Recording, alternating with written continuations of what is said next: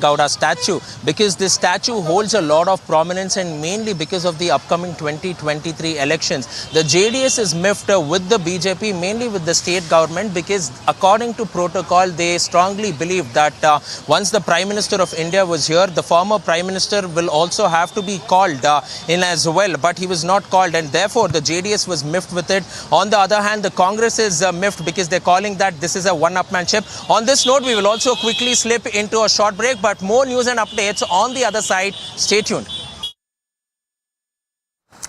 All right, before we head into that break, there is news that's just coming in as the face-off between the Kerala governor and the chief minister gets bigger. What we are given to understand is that Prakash Javadekar has hit out at the Kerala government. He said that in Bengal too, nepotism is being practiced.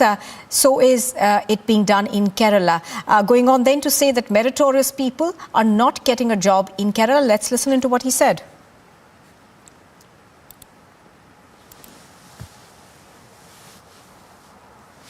So the same threat CPM is giving to the governor. This is unheard of.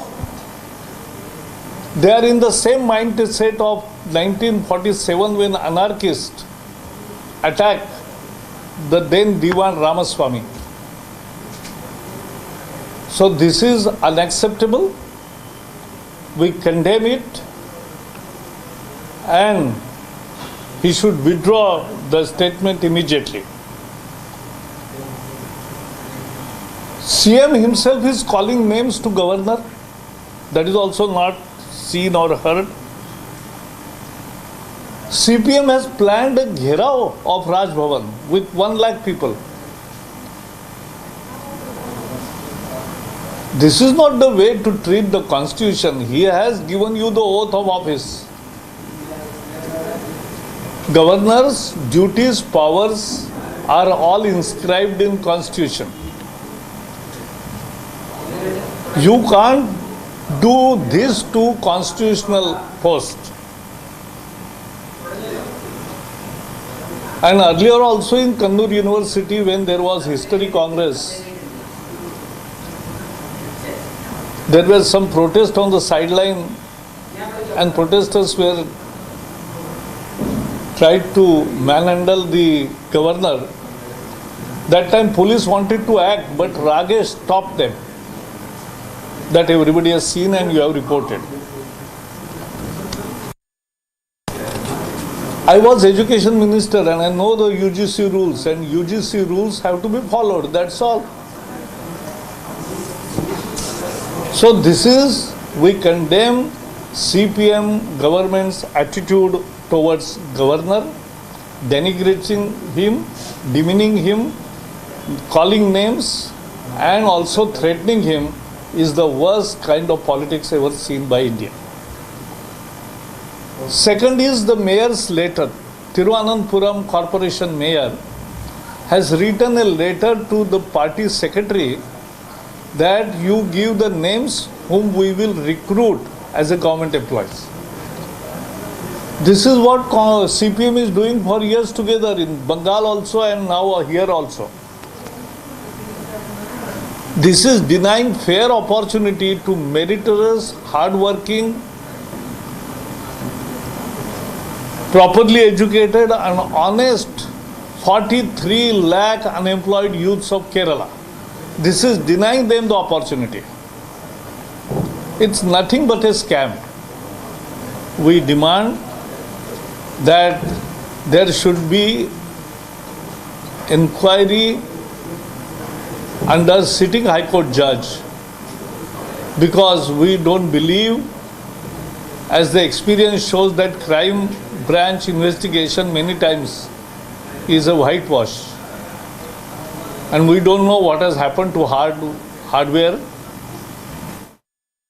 That was a reaction that we were getting from Prakash Javadekar over there. I think we've got Mr. KJ Alphonse on the phone line with us. Mr. Alphonse, good afternoon.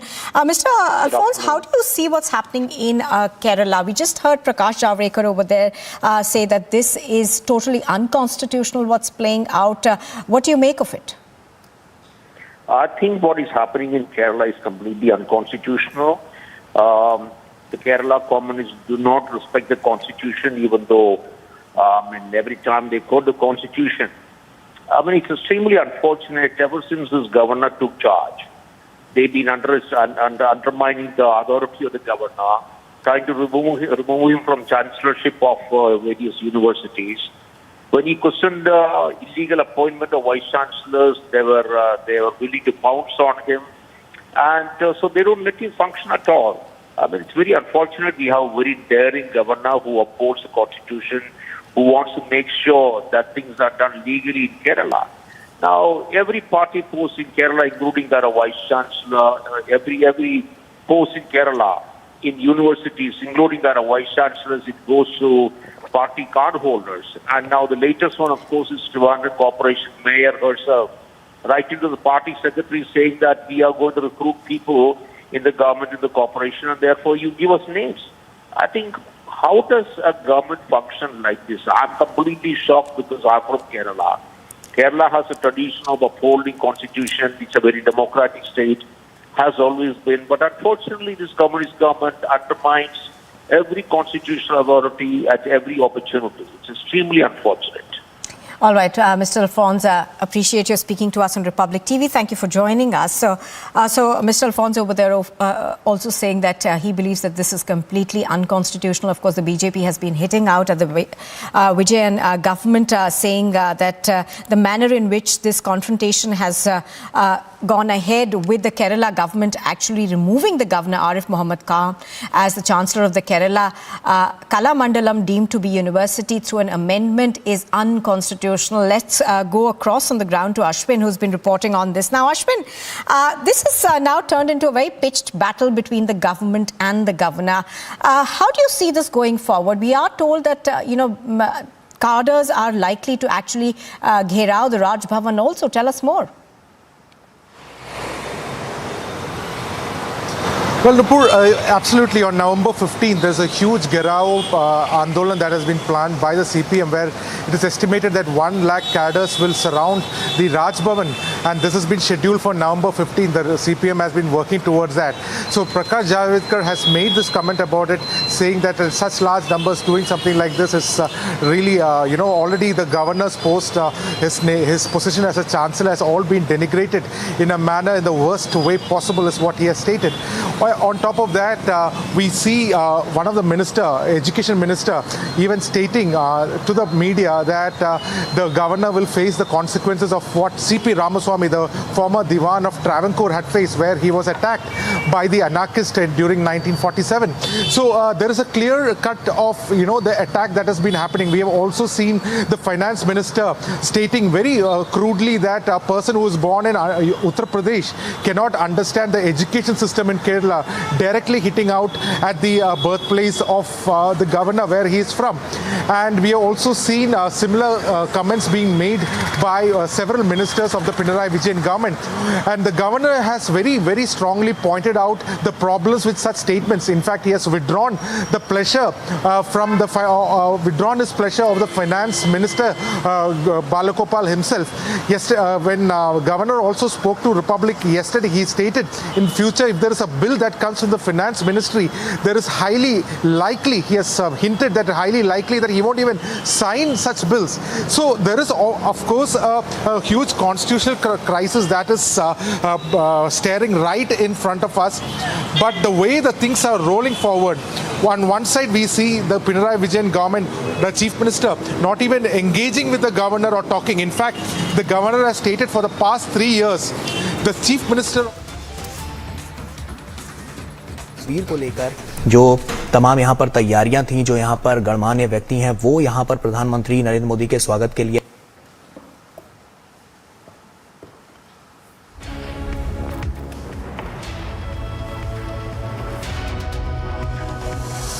Right, pictures on your screen are of the Prime Minister, of course, unveiling the Kempegowda statue that's taking place in Bengaluru, of course, flanked by senior BJP leadership over there. Now, do remember that this is a mammoth statue in a sense. It's about 108 feet long. That's about the height of 10 stories of a building. It's been built in bronze. The Prime Minister earlier, of course, was making his way to this statue where BJP cadres were flanking either side of the road. This, of course, is a statue that is being built right in the middle of a 22-acre plot. The plot has been developed as a park as well as a heritage site, essentially focusing on the heritage of Bengaluru and its founder.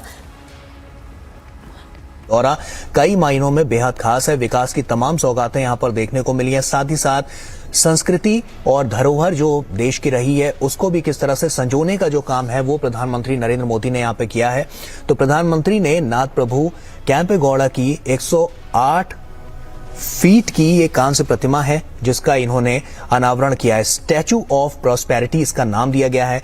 काफी बड़ा संदेश यहां पर देने की कोशिश की गई है और प्रधानमंत्री का ये जो दौरा है काफी महत्वपूर्ण है। लगातार इस दौरे से जुड़ी तमाम जो बड़ी और महत्वपूर्ण बातें हैं वो हम सिलसिलेवार तरीके से आपके साथ साझा कर रहे हैं तस्वीरों के जरिए कि कैसे प्रधानमंत्री जब यहां पर पहुंचे उसके बाद लगातार जो उनके कार्यक्रम यहां पर आयोजित किए गए हैं उसमें प्रधानमंत्री किस तरह से शिरकत कर रहे हैं और उसके बाद अब यहां पर जब प्रधानमंत्री पहुंचे तो ये तस्वीर बहुत कुछ बयां कर रही है, संस्कृति को समेटे हुए है और काफी कुछ यहां से मैसेज देने की कोशिश की जा रही है। तो काफी महत्वपूर्ण ये प्रधानमंत्री नरेंद्र मोदी का दौरा और इस दौरे को लेकर दक्षिण भारत को जिस तरह से लगातार देखा गया है कि दक्षिण भारत में भी जिस तरह की संस्कृति हमेशा से नजर आई है उस संस्कृति को और कितना महान संस्कृति है और उसको और किस तरह से लोगों के बीच पहुंचाया जा सकता है, तमाम जो संदेश देने की कोशिश की गई है उसकी बानगी ये तस्वीरें साफ तौर पर बयां कर रही हैं। तो काफी महत्वपूर्ण ये पूरा दौरा है प्रधानमंत्री नरेंद्र मोदी का और ये तस्वीरें हम आपको दिखा रहे हैं। ये तस्वीरें काफी अहम हो जाती हैं जब प्रधानमंत्री नरेंद्र मोदी यहां पर पहुंचते हैं और उसके बाद जब ये अनावरण करते हैं।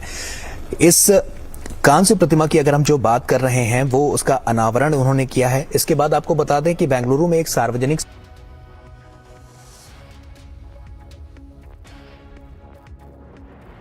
लगातार यहां पर देखने को मिल रही हैं और इसीलिए प्रधानमंत्री लगातार इनको संजोने का काम कर रहे हैं, इनको और सजाने का काम कर रहे हैं। किस तरह से जन जन तक ये बात पहुंचे और सिर्फ भारत की बात नहीं, अंतर्राष्ट्रीय स्तर पर भी किस तरह से भारत की संस्कृति, भारत की जो धरोहर है वो पहुंचे, उसका मैसेज पहुंचे और उनके विचार वहां तक साझा किए जाएं, इसके लिए लगातार अग्रसर होकर ये काम कर रहे हैं और ये तस्वीरें उसी की बानगी है। तो आप देख सकते हैं कि इस कांस्य प्रतिमा का अनावरण किया गया और प्रधानमंत्री नरेंद्र मोदी द्वारा। एक छोटे से ब्रेक का वक्त हो गया यहां पर, जल्द लौटते हैं। Pictures on your screen are of the majestic statue of Kempegowda, which has been installed near the Terminal 2 of the Bengaluru airport. Of course, the Prime Minister unveiled the statue just a short while ago. This tall statue, about 108 feet tall, made completely of bronze, has been established in an 22-acre plot near the Terminal 2 of the Kempegowda International Airport. The Prime Minister unveiled this huge statue a short while ago. Now, the area surrounding this statue has been developed as a park as well as a cultural heritage site for travelers who will be coming in through the T2 terminal. Prime Minister unveiled the statue just a short while ago. There has been an effort essentially to develop this huge plot of land.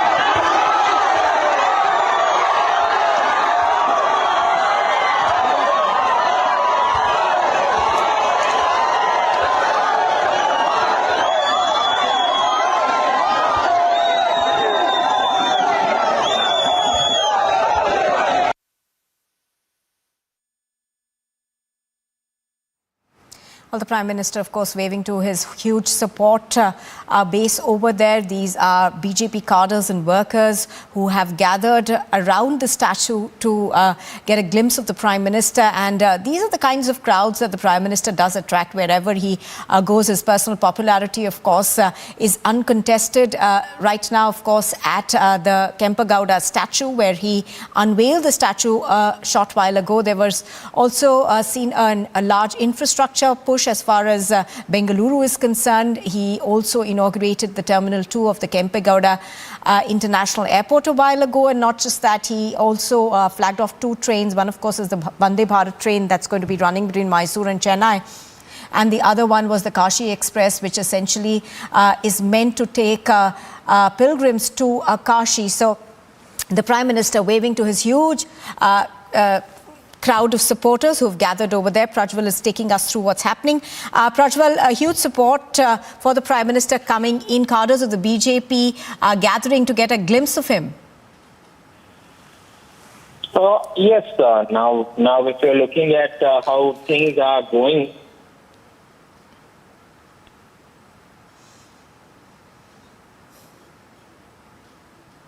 all right, I think we've got some audio trouble with Prajwal over there. We're going to try and get him back in just a bit. But pictures on your screen are coming to you from Bengaluru. On the left-hand side is the unveiling of that huge statue that took place, 108 feet tall. It's a bronze statue of the founder of Bengaluru, Kempegowda, which was inaugurated, rather unveiled by the Prime Minister. And right now, of course, the Prime Minister trying to interact even a bit with his supporters. Thousands of those BJP cadres at the site of the statue unveiling. Prajwal, I think, is back with us. Prajwal, take us through what you see around you. The crowds appear to be huge to be able to get a glimpse of the Prime Minister.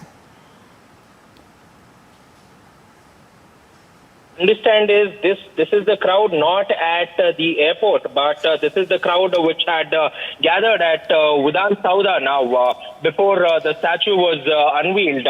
And this, particularly speaking about this statue, this is basically a tribute to the founder of Bengaluru, Nadaprabhu Kempegowda. And this particular statue is 108 feet tall, and it is as tall as a 10-story building. And now, mainly, if it is not the statue, there is a lot of politics surrounding this particular statue, because the PM looking at how he is going about to inaugurate this statue, unveil this statue, it is now being considered that this is basically the BJP's, the BJP's plan to go on and woo the Vokkaliga voters.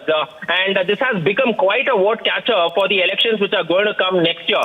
And this is being interpreted as an attempt by the BJP to woo the Vokkaligas, who are a major community in the Mysuru, Karnataka region. And the Vokkaligas have always, or traditionally, gone on to favor the Congress and the JDS, but now they are actually warming up to the Saffron party, because somewhere they feel that the BJP is also...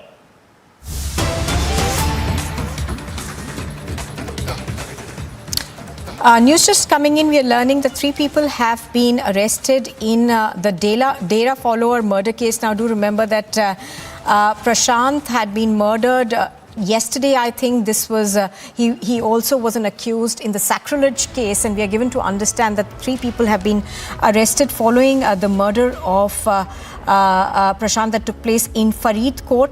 All 3 arrests have been made by the Delhi Police's special cell, and we are given to understand that perhaps there is an ISI link that is emerging to this.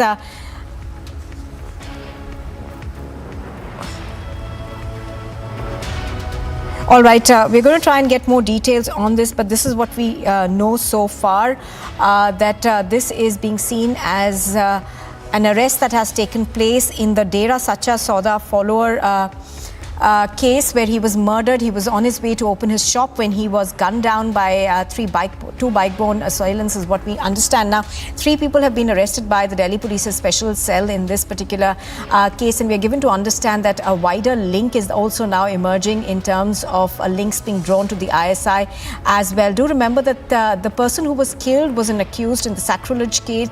This incident took place in Faridkot yesterday.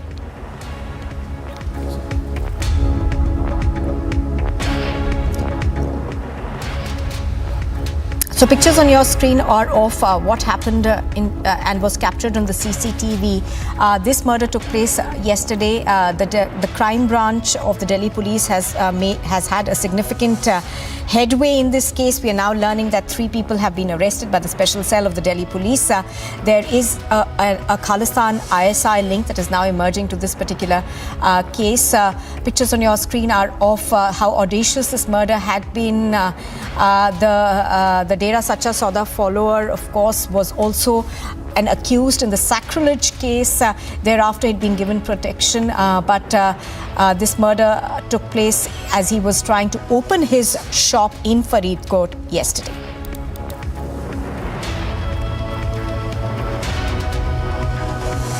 All right, so we're going to try and go across to our correspondents in just a bit to give you more details on what really has happened. But here's what we know so far. Now, this murder, of course, had taken place yesterday when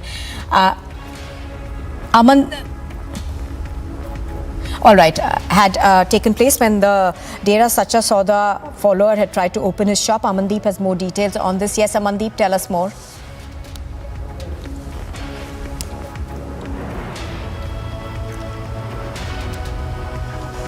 Of Haryana, and this was a module that was busted by the Delhi police just because all of the 6 shooters were linked to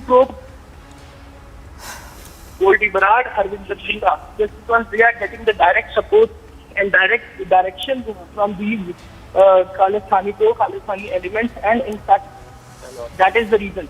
Total six accused has been identified. 4 of them are from Haryana and 2 of them are from Punjab, and 1 of them has been identified from the Rohtak itself. They are directly in touch with Goldie Barad and Harvinder Rinda, and they are directly getting the instructions from all of these, and following the instructions they have gunned down Rajiv Singh in Kotakpura. And in fact, this is a big nexus happening in Punjab as well, just because the Goldie Barad as well as Harvinder Rinda, they both are the ISI agents and even involved into the Khalistani activities, and also they are engaged with the Babbar Khalsa International Group as well. They are providing all kinds of financial as well as other support to these shooters. But now 3 has been arrested and 3 are still absconding, and 4 of them has been identified. And 4 of them has been identified from Haryana, 2 from Punjab, and further details are emerging just because now the further interrogation will reveal that either these are the hired people, they have killed Pradeep Singh for money, or there are some Sikh sentiments involved into that. Just because this angle is very much important, that now Goldie Barad and Harvinder Rinda, they are entirely responsible for multiple attacks and multiple activities of pro-Khalistani in Punjab. And in fact, this is also one of them.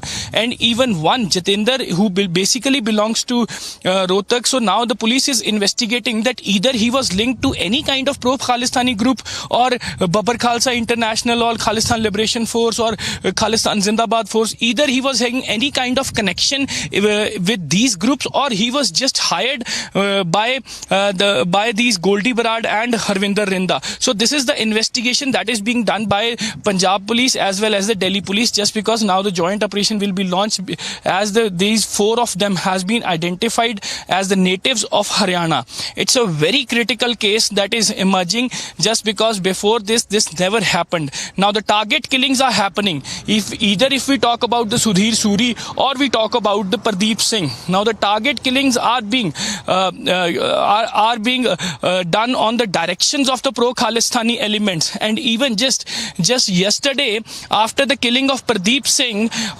Sikh for Justice organization has also backed and even announced the reward of 25 lakh each to these shooters. And even Sikh for Justice is a banned organization, a pro-Khalistani organization handled by General Council of Sikh for Justice, Gurpatwant Singh Pannu. So this is how now the Khalistani elements are spreading their arms in Punjab by target killings, by certain kind of posters, by spreading the weapon. They wanted to spread the terror. They wanted to resume the movement of Khalistan in Punjab the way it happened in 1980s. And in fact, now the police is very much onto it. They try to control the things, but the nexus and the chain of these Khalistani elements has been dragged to entire Punjab, and now it is spreading to Haryana also. And in fact, the entire module is being backed by Canada, residing in Canada, Goldie Barad, sitting in Pakistan, Harvinder Rinda, getting the back of ISI, involved, attached with the Babbar Khalsa International Group.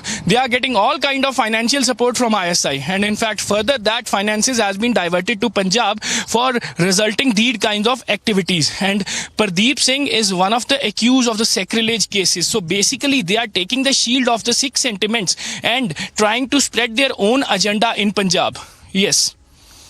Stay with us, talking about this Khalistan element, which is pretty much active in the state of Punjab, which only goes on to prove that it is a complete collapse of law and order situation in the state of Punjab. Well, absolutely, Samiksha. Absolutely. The point is that now these pro-Khalistani elements sitting in Canada, sitting in Pakistan, they have spreaded their network in Punjab, and a strong network in Punjab to whom they are supplying weapons, providing financial support, providing all kind of logistics. And this is not the only incident. RPG attack on intelligence headquarter of Punjab Police is planned by Harvinder Rinda, and even killing of Sidhu Moosewala, conspiracy hashed by Goldie Barad, and Sudhir Suri's link is also emerging with these kind of elements. And not only this entire nexus is not strict and restricted to these three incidents. Several other incidents, IED placed under the car of sub-inspector in Amritsar, that was also hashed by pro-Khalistani elements, and in fact several other incidents. But the point is, Samiksha, that now they are enhancing their activities, and their activities are resulting the killings now. It was not to flash the flags of Khalistan, pro-Khalistan and Khalistan Zindabad. It was not to paint the walls with the pro-Khalistani slogans. Now they have escalated their activities with the armed men.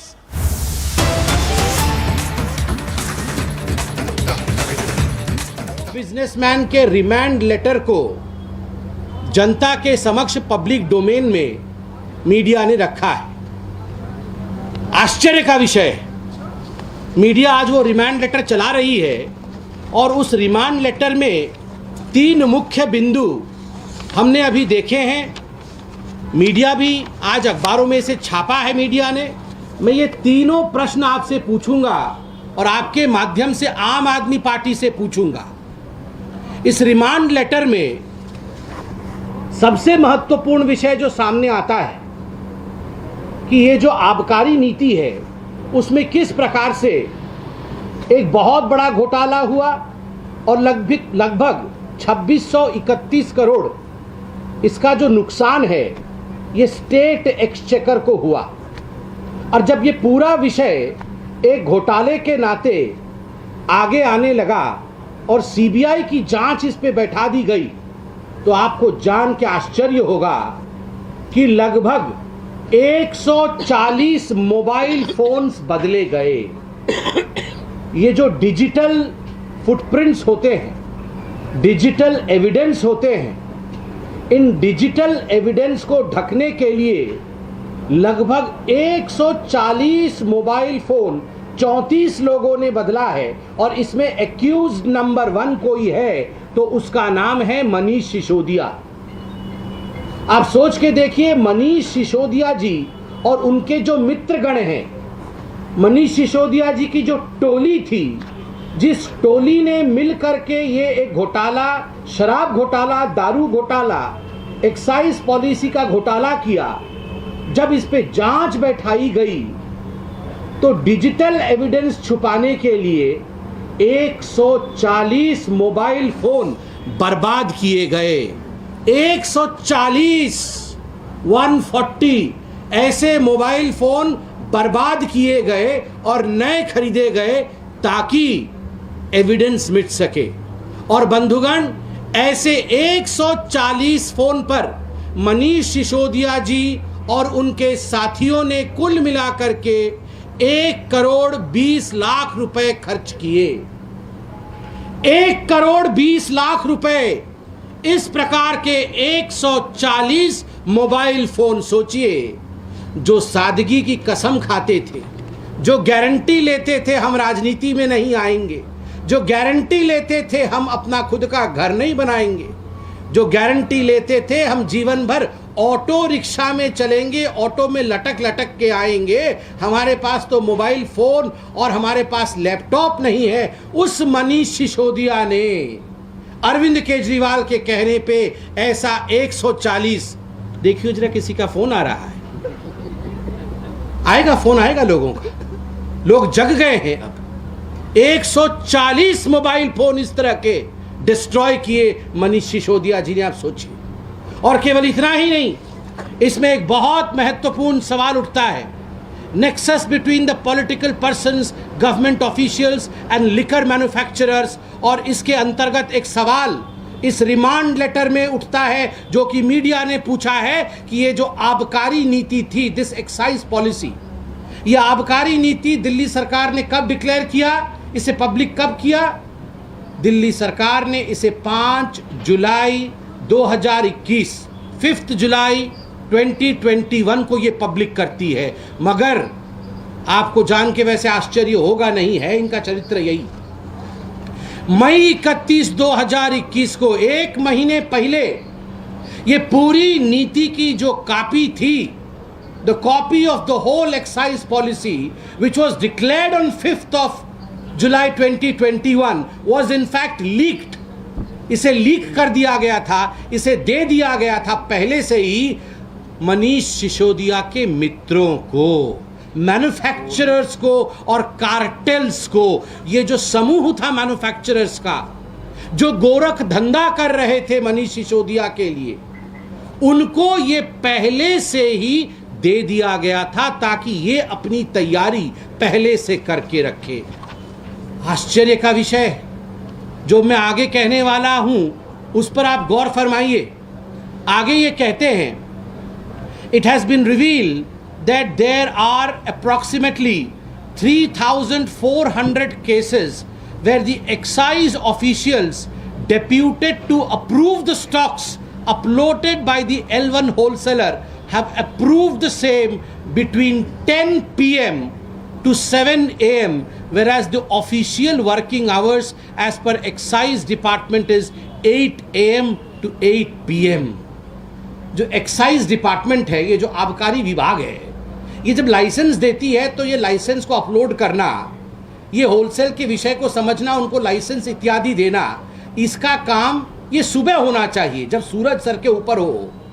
8 बजे सुबह से लेकर शाम के 8 बजे तक, 8 AM to 8 PM। मगर लगभग 3050 ऐसी होलसेल कंपनी है, ये जो मनीष सिसोदिया की यार कंपनियां जिसको हम कह सकते हैं, उनकी कंपनियां हैं जिनको रातों रात सुबह भी काम और 10 बजे रात से लेकर सुबह 7 बजे 10 PM to 7 AM उस समय भी ये लाइसेंस अपलोड करने का काम ये मनीष सिसोदिया के कहने पर एक्साइज विभाग कर रही थी। आप सोच के देखिए।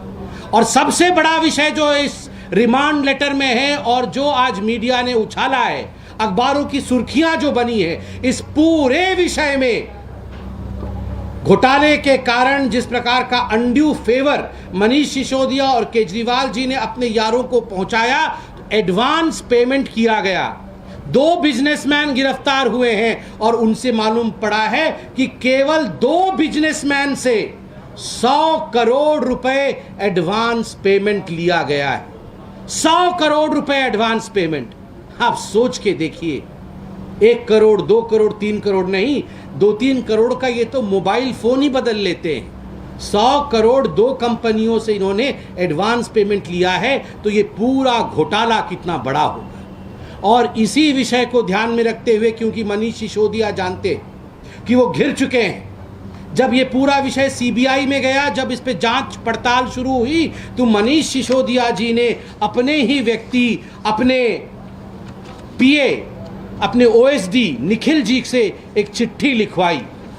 और चिट्ठी भी मेरे पास है। ये चिट्ठी लिखवाई उन्होंने। ये चिट्ठी कब लिखवाई? ये चिट्ठी लिखवाया है 30 सितंबर 2022 को। और इस चिट्ठी में सिसोदिया जी क्या चाहते हैं? Honorable Deputy Chief Minister has desired the photocopies and the scanned copies in a pen drive of files and documents related to the formation of excise policy 2021-22 and related tender documents। जब ये सारे files excise policy के, ये सारे files जब CBI के पास, ED के पास चले गए थे, जब एजेंसीज इनका जांच कर रही थी, तो क्या आवश्यकता थी कि मनीष सिसोदिया जी अपने ओएसडी के माध्यम से इन फाइल्स की प्रति मंगाए, वो भी पेन ड्राइव में। मनीष जी, यदि आपको फाइल्स की आवश्यकता थी, मनीष जी यदि आपको आवश्यकता थी कि आप आपने किस प्रकार से घोटाला किया है वैसे आप तो जानते ही हैं।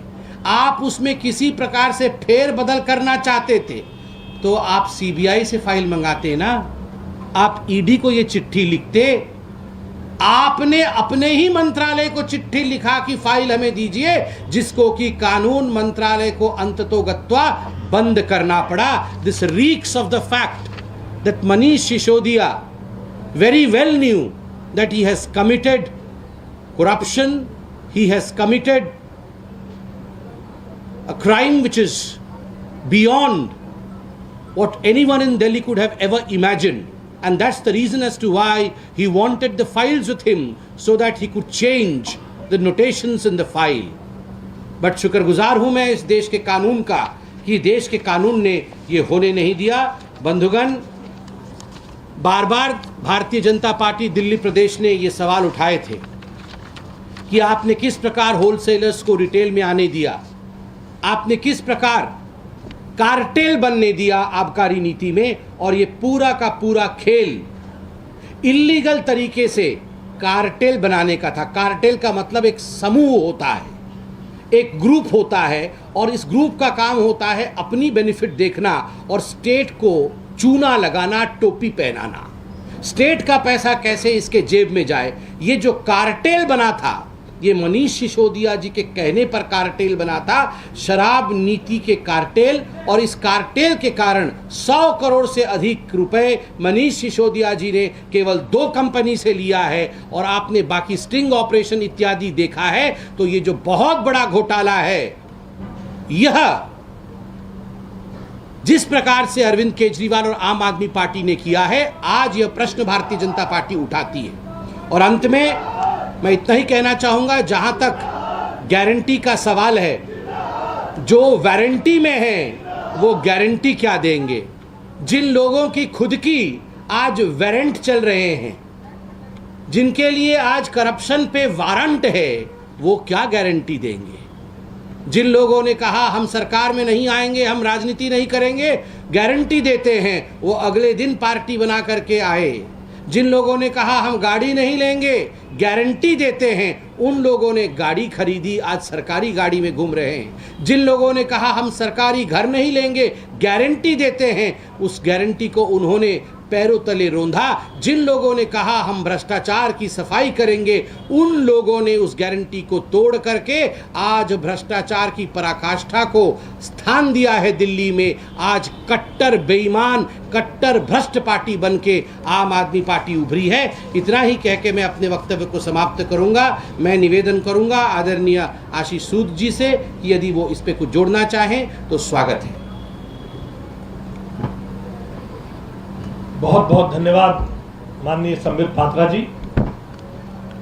मित्रों, अभी अभी आम आदमी पार्टी के मुखिया ने कुछ गारंटियां जारी की हैं। ये ठीक उसी तरह की घटना है जैसे कांग्रेस पार्टी बार बार राहुल गांधी जी की रीपैकेजिंग करके लॉन्च करने की कोशिश करती है, उसी प्रकार से अपनी गारंटियों को रीलॉन्च करने का प्रयास पहले अन्य राज्यों के चुनाव में कर रहे थे, अब फिर दिल्ली में करना चाह रहे हैं। उन्होंने कहा कि भाजपा ने वचन पत्र दिया है जिसे 7 तारीख के बाद हम डस्टबिन में डाल देंगे। क्योंकि उनकी गारंटियां बार बार, जैसे अभी संबित जी ने कहा, जो लोग खुद वारंटी पे हो वो गारंटी क्या देंगे। इसलिए ये आज उनका कहना कि हम अपने वचन पत्र को 7 तारीख को भूल जाएंगे, ये उनकी गारंटियों और उनके खोखले वादों को दिखाता है। मित्रों, ये भारतीय जनता पार्टी पूछना चाहती है, पिछली गारंटियों का क्या हुआ? हर झुग्गी वाले को वही मकान मिलेगा। आज उन 10 गारंटियों में ये गारंटी क्यों वापस नहीं आई? वे तो कहते थे कि हर झुग्गी वाले को मकान मिलेगा। आप में से बहुत सारे लोगों ने उस दिन को कवर किया होगा। शकरपुर में रेलवे की जमीन से जब कुछ झुग्गी खाली होने के लिए एक दुखद घटना हुई, उस दिन भी उन्होंने वादा किया था। एक भी झुग्गी निवासी को आज तक मकान नहीं मिला, और प्रधानमंत्री श्री नरेंद्र मोदी जी के नेतृत्व में भाजपा उसको कर कर दिखाती है, और हमने उसका वचन रीइटरेट करने के लिए किया है। हम कोई झूठी खोखला गारंटी नहीं दे रहे हैं, हम वचन दे रहे हैं जो हमने किया है वो आप सबके लिए दोबारा करके दिखाएंगे, जिसकी बौखलाहट के कारण आप सब जानते हैं कि ये गारंटियां कल लॉन्च होने वाली थी। हमारा वचन पत्र जो अपनी काम को रिट्रेट करता है, हमारे काम को स्थापित करता है, उससे घबराकर आम आदमी पार्टी ने अपनी झूठी गारंटियों को एक दिन बाद रीलॉन्च करने का काम किया। Unauthorised colonies will be provided access with good roads, clean drinking water। ये गारंटी भी आज नगर निगम के चुनाव में अरविंद केजरीवाल जी भूल गए हैं। दिल्ली की 26 विधानसभाओं से ज्यादा अनऑथोराइज्ड कॉलोनी की विधानसभाएं हैं। अनऑथोराइज्ड अरविंद केजरीवाल जी की सरकार है जिन्होंने इन मेहनतकश लोगों को नारकीय जीवन में रहने के लिए मजबूर किया है। ये सब बातें भूलकर एक नई गारंटी को रीपैकेज करने की कोशिश आज जो अरविंद केजरीवाल जी ने की है, आम आदमी पार्टी ने की है, इसका जवाब आने वाले चुनावों में दिल्ली की जनता देगी। भारतीय जनता पार्टी कोई झूठी गारंटी नहीं देती है, कोई झूठी गारंटी नहीं देती है। हमने उन मकानों को बनाकर दिखाया है, हमने उन मकानों की चाबी देकर दिखाया है। हम केवल रिटॉरिक्स में नहीं, डिलीवरी में विश्वास करते हैं। आज का दौर गुड गवर्नेंस के इस दौर में, प्रधानमंत्री जी की गुड गवर्नेंस के इस दौर में गारंटियां नहीं, डिलीवरी चाहिए, जो भारतीय जनता पार्टी ने करके दिखाई है। और अरविंद केजरीवाल जी को पुरानी गारंटियों का जवाब देना चाहिए। इन नई गारंटियों से अब जनता भरमाई नहीं जाएगी। बहुत बहुत धन्यवाद। किसी को प्रश्न हो तो अनूप एक करके अनूप। सीएम ने आज बोला है कि बीजेपी जो है एमसीडी चुनाव में 20 से कम सीटों पर सीमित रह जाएगी और लैंडफिल साइट्स के निवारण को लेकर अमेरिका, लंदन, जापान से लोग बुलाए जाएंगे और टोक्यो। देखिए, जहाँ तक अरविंद केजरीवाल जी का लंदन, अमेरिका, जापान का विषय है, वो बाद में जापान, लंदन, अमेरिका, बेल्जियम सब जगह जाएं। पहले जो प्रश्न हमने आपसे पूछा है कि क्या ये हकीकत नहीं है कि मनीष सिसोदिया और उनके मित्रों ने 140 मोबाइल फ़ोन बदले हैं जनता के पैसे से, 1 करोड़ 20 लाख रुपए खर्च करके डिजिटल एविडेंस अपने ही भ्रष्टाचार का मिटाने के लिए। 100 करोड़ रुपए मनीष सिसोदिया जी ने एडवांस पेमेंट लिया है केवल 2 कंपनी को अपनी कार्टेल खड़ा करने के लिए। इसका उत्तर दे पहले, उसके बाद बुल्गारिया जाएं।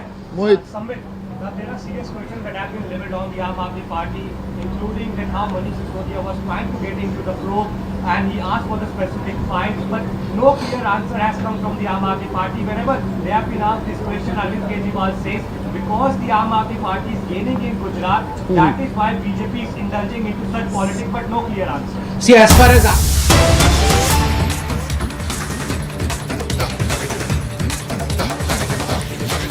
All right, getting in breaking news now. Supreme Court has issued notice to the Union Law Secretary expressing its displeasure and pulling up the centre for not clearing the names recommended by Collegium of Appointment of Judges in the High Courts and the Supreme Court. So Supreme Court there having issued a notice to the Union Law Secretary. That's the breaking news coming in. We have our Executive Editor for Legal Affairs, Rhythm, also joining us. Rhythm, give us all details. We understand that the Supreme Court has now issued a notice to the Union Law Secretary.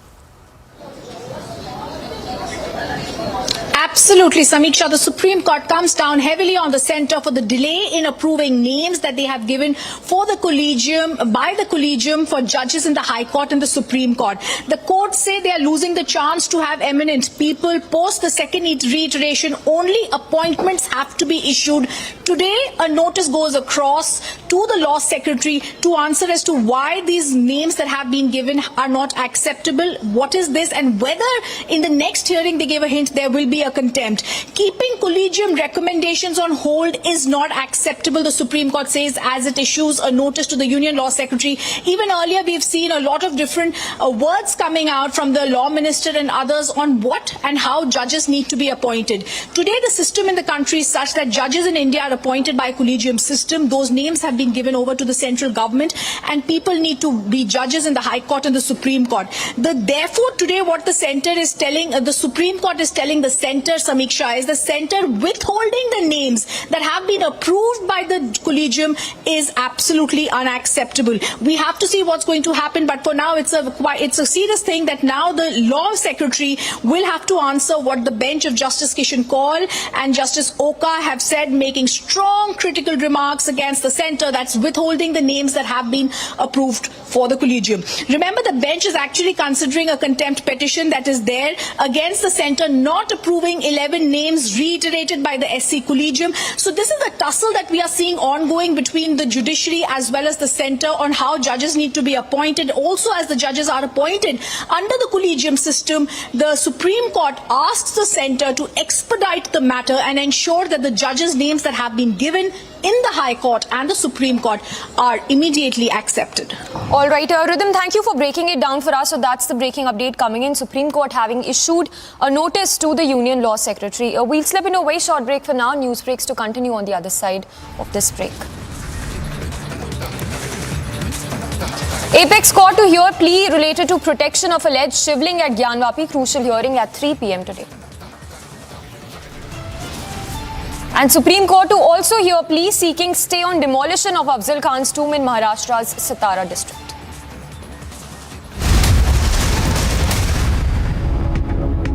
Have you checked your sugar levels? Afraid of diabetes and its complications? Hope खत्म हो गई थी. मुझे लगता था यार ये क्या life है? Is diabetes a serious epidemic? 200 million people are at risk of developing diabetes. So one should always think that what really works for them. Technology is the only way we can solve this problem for India. Veto is a one-stop solution for anything diabetes. Watch India Beats Diabetes with Beto, a World Diabetes Day special this Saturday and Sunday at 6:30 p.m. only on Republic TV.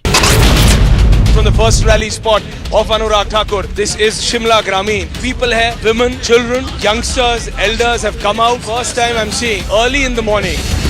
Tipu Jayanti celebrations, there has been a low-key response for this entire celebrations in the Hubballi Eidgah Maidan.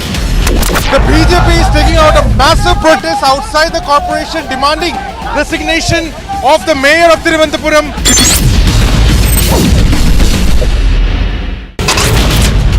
The main accused in the Bargari sacrilege case, Pradeep Singh, has been shot dead by two bike-borne gunmen at Kotakpura in Faridkot. 3 arrests have been made, 2 Jaish-e-Mohammed terrorists and 1 of their helper. Big success for the Jammu police as they have busted this major terror module. This was the tanker that was being used by the Jaish-e-Mohammed terrorists to sneak into the weapons from the Jammu to the Kashmir Valley.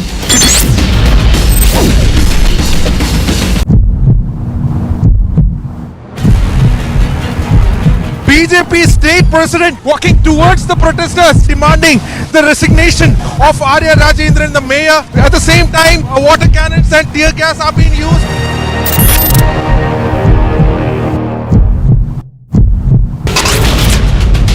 हजार से ज्यादा motorcycle सवार आज यहाँ उतरे हैं अनुराग ठाकुर और प्रधानमंत्री नरेंद्र मोदी के समर्थन में, भारतीय जनता पार्टी के समर्थन में। Property of the Jamaat Islami that has been seized, that falls in the Bongaon village for their links with the terror groups and carrying out the terror activities. Several people have been killed in the fire in Malé.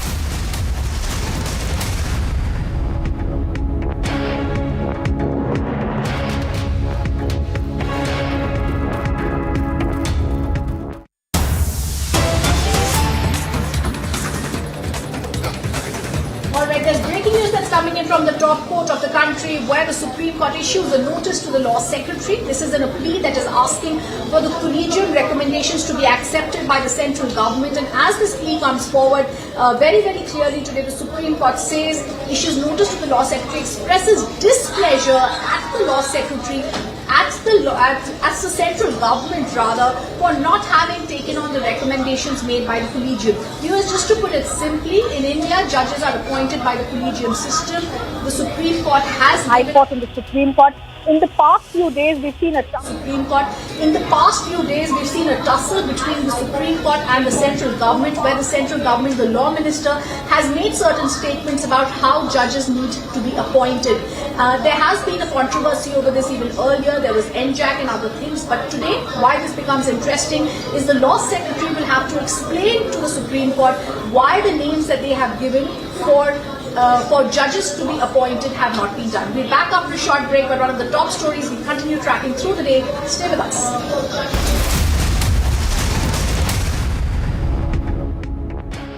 Have you checked your sugar levels? Afraid of diabetes and its complications? Hope खत्म हो गई थी. मुझे लगता था यार ये क्या लाइफ है? Is diabetes a serious epidemic? 200 million people are at the risk of developing diabetes. So one should always think that what really works for them. Technology is the only way we can solve this problem for India. Veto is a one-stop solution for anything diabetes. Watch India Beats Diabetes with Beto, a World Diabetes Day special this Saturday and Sunday at 6:30 p.m. only on Republic TV. BJP state president walking towards the protesters demanding the resignation of Arya Rajendran, the mayor. At the same time, water cannons and tear gas are being used.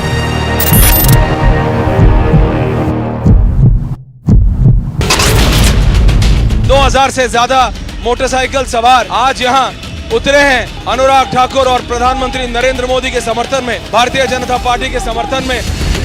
Property of the Jamaat Islami that has been seized, that falls in the Bongaon village for their links with the terror groups and carrying out the terror activities. Several people have been killed in a fire in Malé, the capital of the Maldives.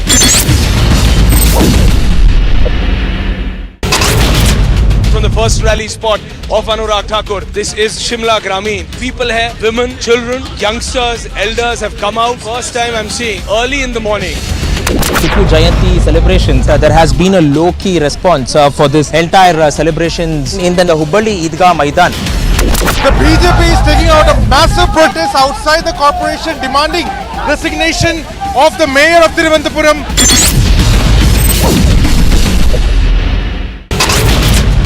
The main accused in the Bargari sacrilege case, Pradeep Singh, has been shot dead by two bike-borne gunmen at Kotakpura in Faridkot. 3 arrests have been made, 2 Jaish-e-Mohammed terrorists and 1 of their helper. Big success for the Jammu police as they have busted this major terror module. This was the tanker that was being used by the Jaish-e-Mohammed terrorists to sneak into the weapons from the...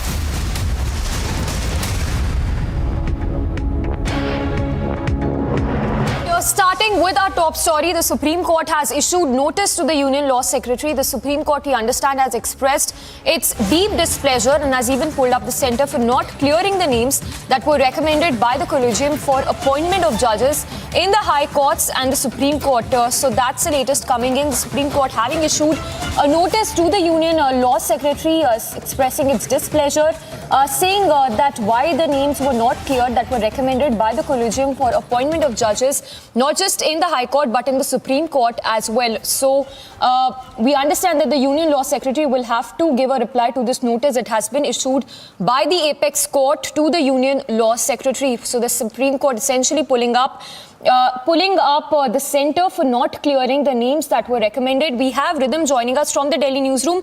Rhythm, help us break it down for us. What does this notice to the Union Law Secretary essentially mean?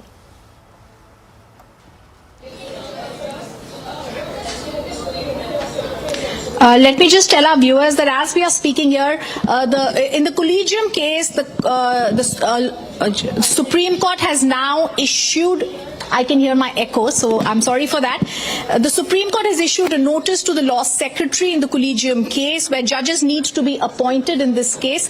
As the judges are being appointed by the Collegium, they are trying to state that these recommendations that have been handed over to the central government needs to quickly be followed, but that's not being done. We have to see how this goes forward because now a notice has been issued to the Law Secretary. How soon will they reply and what's going to be said is very important because earlier also we've seen this tussle that has broken out between the central government and the top court. All right, there seems to be a network problem. We'll connect with Rhythm again. We'll try connecting with Rhythm again, but the details that are just coming in, the Supreme Court having issued a notice to the Union Law Secretary expressing its displeasure and also pulling up the centre for not clearing the names that were recommended by the Collegium for appointment of judges, not just in the High Court but in the Supreme Court as well. So the Union Law Secretary that will have to reply to this notice that has been issued by the Apex Court in relation to the recommendations that were made by the Collegium for appointment of judges in the High Court and the Supreme Court. Rhythm is back with us. Rhythm, please take it away. Take us through all the details you're picking up.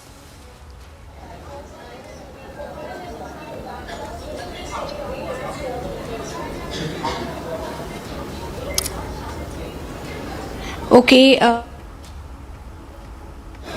All right. So let me tell our viewers that as we are speaking, the Supreme Court has now issued a notice to the Law Secretary. The Supreme Court issues the notice to the Law Secretary saying that there's deep displeasure that they believe is there in this case because keeping on hold Collegium recommendations is unacceptable. They pull up the centre. The notice is there for not clearing names of judges recommended, and they say, Samiksha, the government must approve the Collegium names. All right, Rhythm, thank you for getting us all those details. So, Rhythm, breaking it down for us on this notice that has been issued to the Union Law Secretary. But moving on to these visuals coming in from Karnataka, Prime Minister who is on a visit to Karnataka to unveil multiple projects.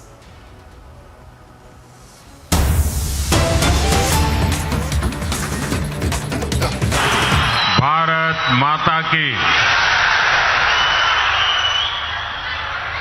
ಕರ್ನಾಟಕದ ಸಮಸ್ತ ಜನತೆಗೆ ನನ್ನ ಕೋಟಿ ಕೋಟಿ ನಮಸ್ಕಾರಗಳು.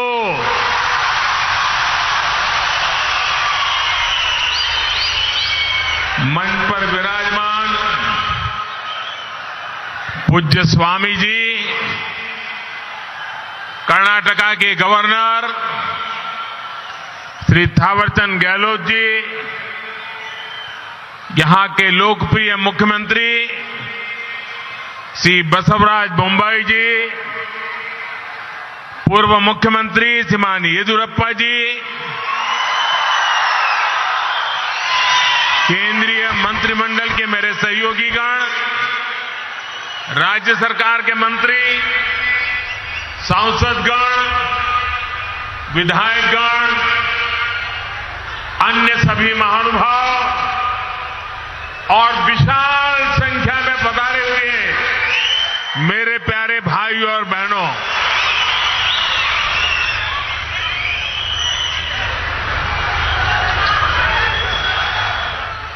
ये मेरा सौभाग्य है कि आज मुझे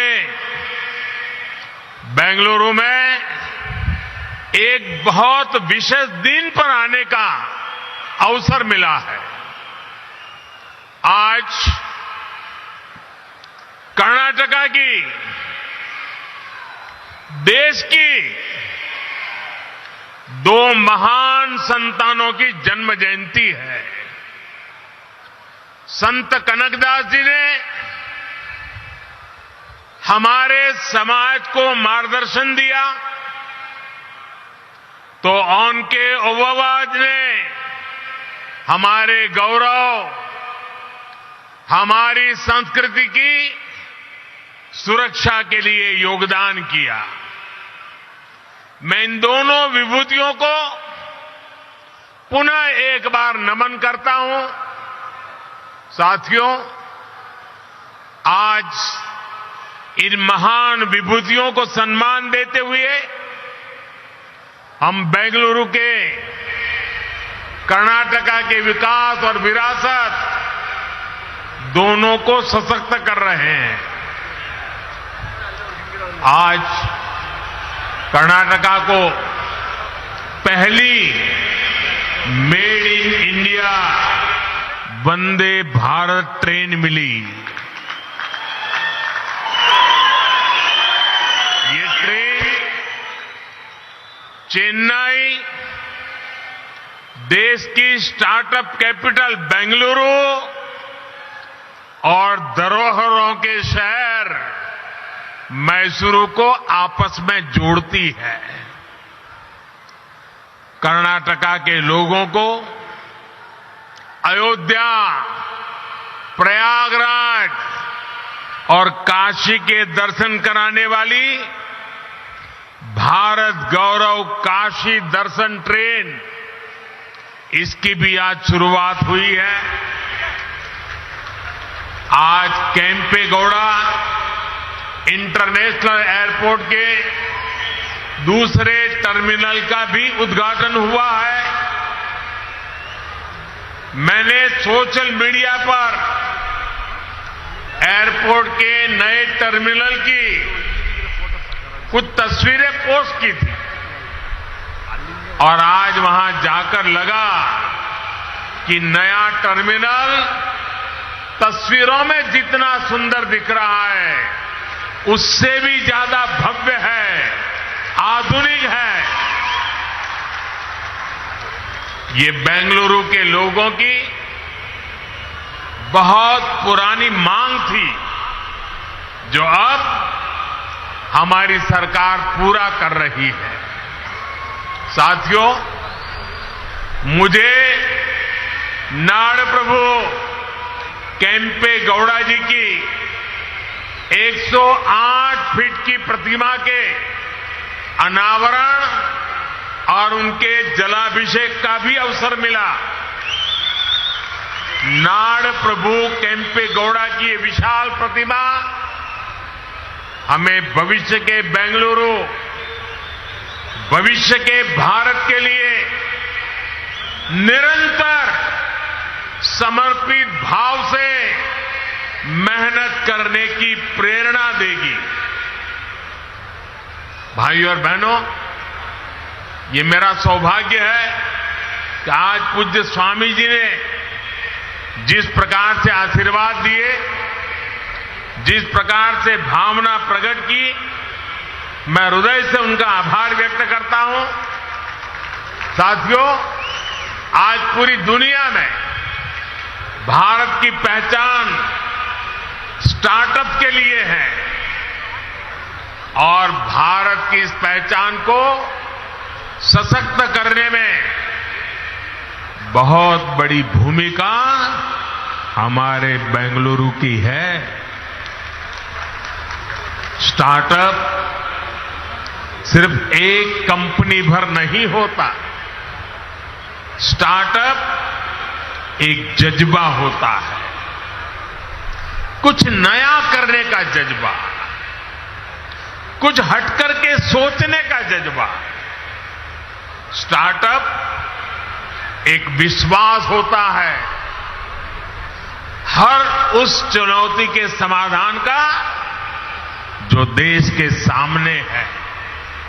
इसलिए बेंगलुरु एक स्टार्टअप स्पिरिट का प्रतिनिधित्व करता है। यही स्टार्टअप स्पिरिट आज दुनिया में भारत को एक अलग लीग में खड़ा करती है। भाइयों और बहनों, आज यहां जो कार्यक्रम हो रहा है ये भी बेंगलुरु की इसी युवा स्पिरिट का प्रतिबिंब है। आज शुरू हुई वंदे भारत एक्सप्रेस भी सिर्फ एक नई ट्रेन नहीं है, बल्कि ये नए भारत की नई पहचान है। 21वीं सदी में भारत की रेलवे कैसी होगी, ये उसकी झलक है। वंदे भारत एक्सप्रेस इस बात का प्रतीक है कि भारत अब रुक रुक चलने वाले दिनों को पीछे छोड़ चुका है। भारत अब तेज दौड़ना चाहता है और इसके लिए हर संभव प्रयास कर रहा है। साथियों, आने वाले 8-10 सालों में हम भारतीय रेल के कायाकल्प का लक्ष्य लेकर चल रहे हैं। 400 से ज्यादा नई वंदे भारत ट्रेनें, विस्टाडोम कोचेस भारतीय रेल की नई पहचान बनने वाले हैं। मालगाड़ियों के लिए डेडिकेटेड फ्रेट कॉरिडोर, ट्रांसपोर्टेशन की गति बढ़ाएंगे और समय भी बचाएंगे। तेजी से हो रहा ब्रॉडगेज परिवर्तन का काम नए नए क्षेत्रों को रेलवे के मैप पर लेकर आ रहा है और इन सब के बीच आज देश अपने रेलवे स्टेशनों को भी आधुनिक बना रहा है।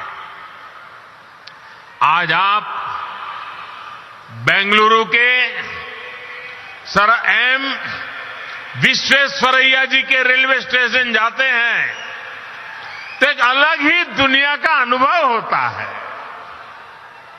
हमारा लक्ष्य देश के बड़े रेलवे स्टेशनों को इस प्रकार आधुनिक बनाने का है। इसी सोच के साथ यहां कर्नाटका में भी बेंगलुरु कैंटोनमेंट यशवंतपुर रेलवे स्टेशनों का भी कायाकल्प किया जा रहा है। साथियों, विकसित भारत के निर्माण में हमारे शहरों के बीच कनेक्टिविटी की भी बड़ी भूमिका होगी। देश में एयर कनेक्टिविटी का ज्यादा से ज्यादा विस्तार हो, हमारे एयरपोर्ट्स का विस्तार हो, ये आज समय की मांग है। बेंगलुरु एयरपोर्ट का नया टर्मिनल इसका उपयोग करने वाले पैसेंजर्स के लिए नई सुविधा लेकर आएगा। आज भारत दुनिया में एयर ट्रैवल के सबसे तेजी से बढ़ने वाले मार्केट में से एक है। जिस तरह देश आगे बढ़ रहा है, उसी तरह एयरपोर्ट्स पर पैसेंजर्स की संख्या भी बढ़ रही है। इसलिए हमारी सरकार देश में नए एयरपोर्ट्स का भी निर्माण करा रही है। 2014 से पहले देश में 70 के आसपास एयरपोर्ट थे, 70। अब इनकी संख्या 140 से ज्यादा हो गई है, डबल। बढ़ते हुए ये एयरपोर्ट्स हमारे शहरों का बिजनेस पोटेंशियल बढ़ा रहे हैं, नौजवानों के लिए नए अवसर भी बना रहे हैं।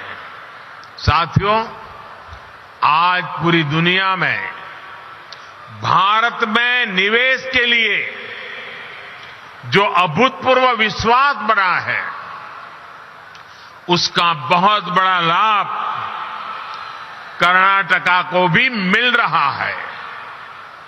आप कल्पना कीजिए, बीते 3 वर्ष जब पूरी दुनिया कोविड से प्रभावित रही, तब कर्नाटका में लगभग 4 लाख करोड़ रुपए का निवेश हुआ।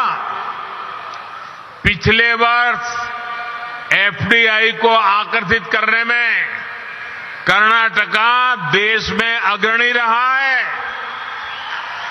और ये जो निवेश हो रहा है, ये सिर्फ आईटी सेक्टर तक सीमित नहीं है, बल्कि बायोटेक्नोलॉजी से लेकर डिफेंस मैन्युफैक्चरिंग तक हर सेक्टर का यहां विस्तार हो रहा है।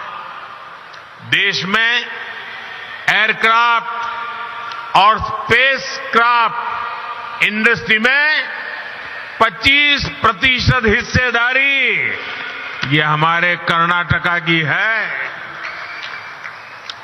देश की सेना के लिए जो एयरक्राफ्ट और हेलीकॉप्टर हम बना रहे हैं उसमें से लगभग 70% यही बनते हैं। देश में इलेक्ट्रिक व्हीकल मैन्युफैक्चरिंग में भी कर्नाटका बहुत आगे है। आज फॉर्च्यून 500 कंपनियों में से 400 से अधिक कंपनियां कर्नाटका में काम कर रही है और ये लिस्ट लगातार बढ़ रही है। ये सब कुछ इसलिए हो रहा है क्योंकि आज कर्नाटका डबल इंजन की ताकत से चल रहा है। भाइयों और बहनों, आज बात चाहे गवर्नेंस की हो या फिर फिजिकल और डिजिटल इंफ्रास्ट्रक्चर के निर्माण की, भारत एक अलग ही लेवल पर काम कर रहा है। आज पूरी दुनिया हैरान होती है जब भारत के डिजिटल पेमेंट भीम यूपीआई के बारे में सुनती है। क्या 8 वर्ष पहले ये कल्पना करना भी संभव था? Made in India, 5G technology, क्या ये सोचा भी जा सकता था? इन सब में बेंगलुरु के युवाओं की, यहां के प्रोफेशनल्स की बहुत बड़ी भूमिका है। 2014 से पहले के भारत में ये चीजें कल्पना से परे थी। इसका कारण ये है कि तब जो सरकारें थी उनकी सोच ही पुरानी थी। पहले की सरकारें स्पीड को लग्जरी तो स्केल को रिस्क मानती थी। हमने ये धारणा बदल दी है। हम स्पीड को भारत की आकांक्षा मानते हैं और स्केल को भारत की ताकत मानते हैं। इसलिए आज भारत पीएम गति शक्ति नेशनल मास्टर प्लान के तहत देश में इंफ्रास्ट्रक्चर का विकास कर रहा है। हम सभी साक्षी हैं कि कैसे अतीत में इंफ्रास्ट्रक्चर के निर्माण में सबसे बड़ी समस्या तालमेल की रहती थी। जितने ज्यादा विभाग, जितनी ज्यादा एजेंसियां, उतनी ही देरी निर्माण में होती थी। इसलिए हमने तय किया कि सबको एक प्लेटफॉर्म पर लाया जाए। आज पीएम गति शक्ति नेशनल मास्टर प्लान के तहत 1500 से ज्यादा लेयर्स भी हैं। डेटा विभिन्न एजेंसियों को सीधे उपलब्ध हो रहा है। आज केंद्र और राज्य सरकारों के दर्जनों मंत्रालय, दर्जनों विभाग इस प्लेटफॉर्म से जुड़ चुके हैं। आज देश नेशनल इंफ्रास्ट्रक्चर पाइपलाइन के तहत इंफ्रा पर लगभग 110 लाख करोड़ रुपए के निवेश का लक्ष्य लेकर चल रहा है। देश में ट्रांसपोर्ट के हर माध्यम एक दूसरे से जुड़े, एक दूसरे को सपोर्ट करें। इसके लिए देश का बल, पूरी ताकत मल्टी मॉडल इंफ्रास्ट्रक्चर पर है। कुछ समय पहले ही देश ने नेशनल लॉजिस्टिक पॉलिसी भी लॉन्च की है। ये पॉलिसी देश में ट्रांसपोर्टेशन का खर्च कम करने, ट्रांसपोर्टेशन को इनोवेटिव बनाने में मदद करेगी। साथियों, भारत को विकसित बनाने के लिए फिजिकल इंफ्रास्ट्रक्चर के साथ ही देश के सोशल इंफ्रास्ट्रक्चर का भी मजबूत होना उतना ही आवश्यक है। मुझे खुशी है कि कर्नाटका की डबल इंजन सरकार सोशल इंफ्रा पर भी उतना ही ध्यान दे रही है। बीते 8 वर्षों में देश में गरीबों के लिए 3.5 करोड़ घर बनाए गए हैं। यहां कर्नाटका में भी गरीबों के लिए 8 लाख से ज्यादा पक्के घरों को स्वीकृति दी गई है।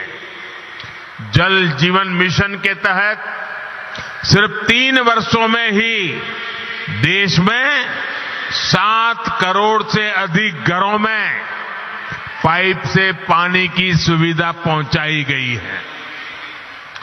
कर्नाटका के भी 30 लाख से ज्यादा ग्रामीण परिवारों तक पहली बार पाइप से पानी पहुंचा है।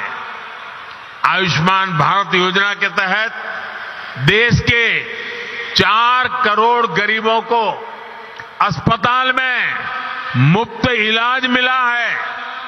कर्नाटका के भी 30 लाख से अधिक गरीब मरीजों ने ये योजना का लाभ लिया है। मुझे खुशी है कि इन सुविधाओं की सबसे अधिक लाभार्थी हमारी माताएं हैं, हमारी बहनें हैं, हमारी बेटियां हैं। भाइयों और बहनों, आज देश में छोटे किसान हो, छोटे व्यापारी हो, फिशरमैन हो, रेहड़ी पटरी ठेले वाले हो, ऐसे करोड़ों लोग पहली बार देश के विकास की मुख्य धारा से जुड़ रहे हैं। पीएम किसान सम्मान निधि के तहत देश के 10 करोड़ से अधिक किसानों के बैंक खातों में लगभग 2.25 लाख करोड़ रुपए ट्रांसफर किए गए हैं। कर्नाटका के भी 55 लाख से ज्यादा छोटे किसानों को लगभग 11,000 करोड़ रुपए मिल चुके हैं। पीएम स्वनिधि के तहत देश के 40 लाख से अधिक रेहड़ी पटरी ठेले वाले भाई बहनों को आर्थिक मदद मिली है। इसका लाभ कर्नाटका के भी 2 लाख से ज्यादा स्ट्रीट वेंडर्स को हुआ है।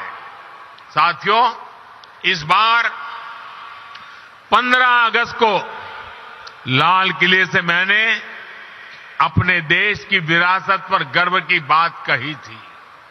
हमारी ये विरासत सांस्कृतिक भी है, आध्यात्मिक भी है। आज भारत गौरव रेल देश के आस्था और आध्यात्म के स्थलों को जोड़ने के साथ ही एक भारत श्रेष्ठ भारत की भावना को भी मजबूत कर रही है।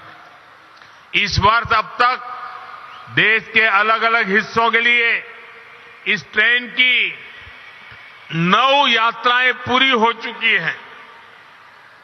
शिरडी मंदिर हो, श्री रामायण यात्रा हो, दिव्य काशी यात्रा हो, ऐसी सभी ट्रेनों का यात्रियों को बहुत सुखद अनुभव रहा। आज कर्नाटका से काशी, अयोध्या और प्रयागराज के लिए यात्रा शुरू हुई है। इससे कर्नाटका के लोगों को काशी, अयोध्या के दर्शन करने में मदद मिलेगी। भाइयों और बहनों, भगवत भक्ति और सामाजिक शक्ति से कैसे समाज को जोड़ा जा सकता है, इसकी प्रेरणा हमें संत कनकदास जी से भी मिलती है। एक तरफ उन्होंने कृष्ण भक्ति का रास्ता चुना और दूसरी तरफ कुल कुल कुल वेंदु होड़े दाड़दिरी कहकर उन्होंने जाति के आधार पर भेदभाव को खत्म करने का संदेश दिया। आज पूरी दुनिया में मिलेट्स यानी मोटे अनाज के महत्व को लेकर के चर्चा हो रही है।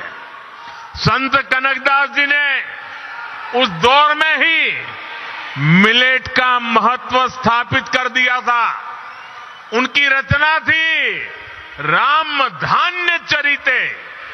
उन्होंने कर्नाटका में सबसे ज्यादा पसंद किए जाने वाले मिलेट रागी का उदाहरण देते हुए सामाजिक समानता का संदेश दिया था।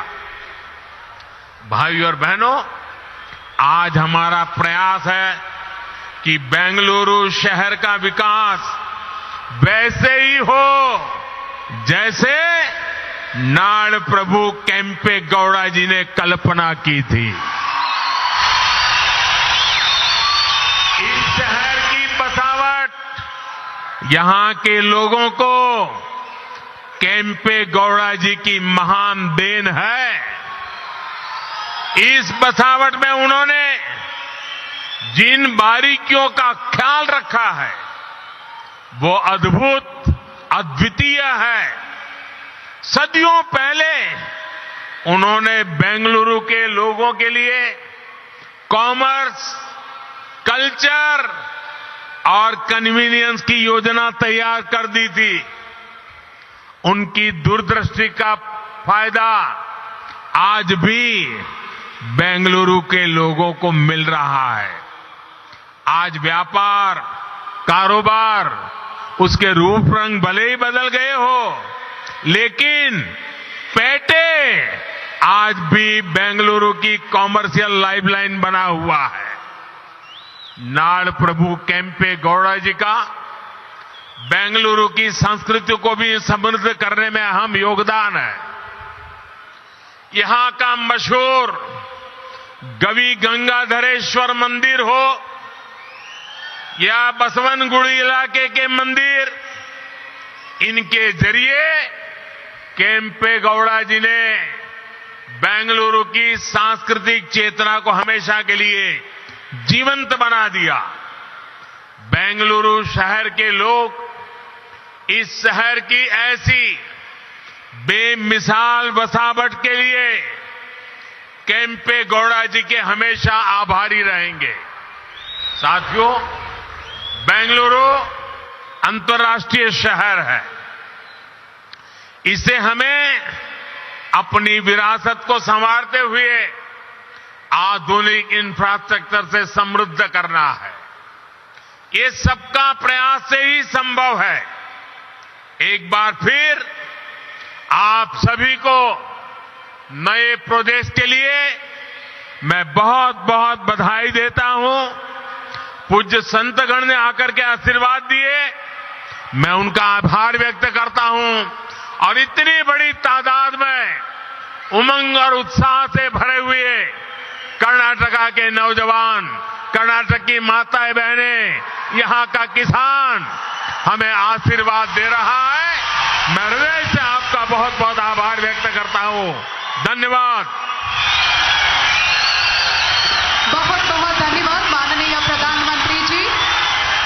बंधुगळे, ಕರ್ನಾಟಕದ ಡಬಲ್ ಇಂಜಿನ್ ಸರ್ಕಾರದ ಕಾರ್ಯವೈಖರಿಯನ್ನ ಮುಕ್ತ ಕಂಠದಿಂದ ಶ್ಲಾಘಿಸಿದ್ದಾರೆ ಸನ್ಮಾನ್ಯ ಪ್ರಧಾನಮಂತ್ರಿಗಳಾದ ಶ್ರೀ ನರೇಂದ್ರ ಮೋದಿ ಅವರು. He has complimented profusely the efforts of the Karnataka government towards contributing a new Karnataka to Navabharata. ಬಂಧುಗಳೇ, ನಾವೆಲ್ಲರೂ ಸಹ ಪ್ರಧಾನಮಂತ್ರಿಗಳಿಗೆ ಜೋರಾದ ಕರತಾಡನದೊಂದಿಗೆ please put your hands together. All right, so Prime Minister Modi there hailing the contribution of Kempegowda, saying he was a visionary. Prime Minister's address there in Bengaluru. For now, moving on to a big breaking news coming in. This one, an update on the Rajiv Gandhi assassination case. So the update coming in that the Supreme Court has set free all the 6 convicts who were serving life imprisonment in the Rajiv Gandhi assassination case. The court, in fact, we are told, has applied its May 18th, 2022 judgment releasing AG Peravaran to the remaining life convicts after noting that the criteria laid down for him was made out even in the case of the remaining convicts. So the update coming in that all the 6 convicts have been freed by the Supreme Court. That's the latest coming in on this big story. In fact, Supreme Court ordering the release of the remaining 6 jailed convicts in the case of assassination of former Prime Minister Rajiv Gandhi, noting that the Tamil Nadu cabinet has already recommended for their release to the governor. We have Rhythm also joining us. Rhythm, how do you read into this Supreme Court ordering the release of the 6 remaining convicts in Rajiv Gandhi assassination case? Samiksha, this order is for the premature release of Rajiv Gandhi assassination convicts of Nalini Srihar and R.P. Ravichandran. The court says the order passed in the case of Periyavalan is applicable to them. While they ordered this, remember in May this year, the Supreme Court had also ordered the release of Periyavalan, another convict in the case. Therefore, it is a corollary that the remaining 6 convicts who are undergoing life imprisonment in the Rajiv Gandhi assassination case shall also be released. Supreme Court orders this step forward as the remission of sentence was earlier recommended by the state government, Samiksha. The Supreme Court orders the release of the remaining 6 jailed convicts in the case of the assassination of former Prime Minister Rajiv Gandhi. And also by this order, the court is going to be releasing S. Nalini, Jaykumar, R.C. Ravichandran, Robert Paes, Sutendra Raja and Shri Haran. Remember, this is also, they were found to have conduct in jail. All of them had acquired various degrees during their stay in the jail. The court also noted Tamil Nadu cabinet had recommended their release in 2018 and this opinion is binding on the governor before whom the convicts had filed to remission plea. Also, Rhythm, stay with us. Give us more details. We also understand, as you mentioned, Supreme Court noting that there was a good conduct, which was also one of the bases for which they've been released. Well, as the Supreme Court sees Nalini, Ravichandran, and others, the Supreme Court says we are doing it on the basis of a recommendation that had earlier come in 2018. The Tamil Nadu cabinet had recommended their release. This is also coming as the Supreme Court says that there was a remission of sentence recommended by the state government, Samiksha. So in May this year earlier, there was an order in which the Supreme Court ordered the release of Periyavalan, another convict, and therefore the remaining 6 convicts who were also undergoing life imprisonment. In this case, including S. Nalini and R.P. Ravichandran, have also been ordered to be prematurely released. Now, all this is also happening as the court had said that the order passed in the case of Periyavalan is applicable to them, and also happening, as I said, that they are set free as there is a remission of the sentence that was recommended by the state government. Rhythm, also just one last question before we let you go. If you could just throw some more light on this point that you mentioned earlier about the Tamil Nadu cabinet having already recommended for their release to the Tamil Nadu governor. Yes, the Tamil Nadu government had recommended the release, Samiksha, on September 9, 2018, and their opinion is going to be binding on the governor before whom the commission had filed the remission plea. So as a corollary to what has happened earlier, the Supreme Court today also orders the release of Nalini, Murugan and co, the convicts, and it is going to be seen as an important verdict because in May this year, the Supreme Court also ordered the release of Periyavalan, on the basis of which in this case, now the release of the 6 convicts who are serving life imprisonment will also be done. Rhythm, I'd request you to stay with us. If you could once again talk to us the details that you're picking up about those 6 convicts who've been released. Talk to us about these 6 convicts, including Nalini Sriharan, R.P. Ravichandran, who was serving a life imprisonment, have been released by the Supreme Court. Well, absolutely. Why this is important today is that the Supreme Court is ordering in the assassination case of Rajiv Gandhi the release of the convicts Nalini Sriharan, R.P. Ravichandran, who was serving a life sentence. And this is also happening, like we said earlier, of the state government remission policy that was followed, Samiksha. Nalini, who is currently out on parole, had moved to apex court seeking early release from prison after the Madras High Court had turned down her plea.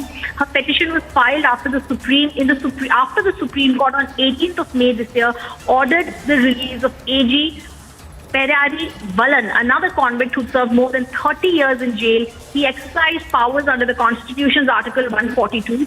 This article enables the court to pass orders to ensure complete justice in a case. Nalini cited this case and she sought similar relief. And this also happens, the background, of course, the former Prime Minister was killed by an LTT suicide bomber, Dhanu, at an election meeting in Tamil Nadu on 21st of May 1991. Rhythm, stay with us just to talk to our viewers, take our viewers to all the latest updates that we are picking up. Supreme Court having ordered release of Rajiv Gandhi case convicts. So with this, all the 6 convicts have been freed, which includes Nalini Sriharan, also includes... Considered, observed, and they have been released today. Citing Perarivalan case? Yes, yes. So, following Perarivalan, other 6... Your name? I am Prabhu.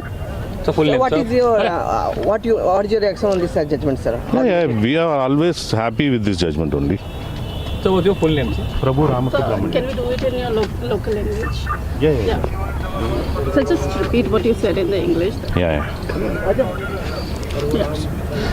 இன்றைக்கு வந்து பேரறிவாளனுடைய அந்த judgement 18/5/2022 ஜட்ஜ்மெண்ட்டை follow பண்ணி இன்றைக்கி மற்ற 6 பேருக்கும் application move பண்ணியிருந்தோம்.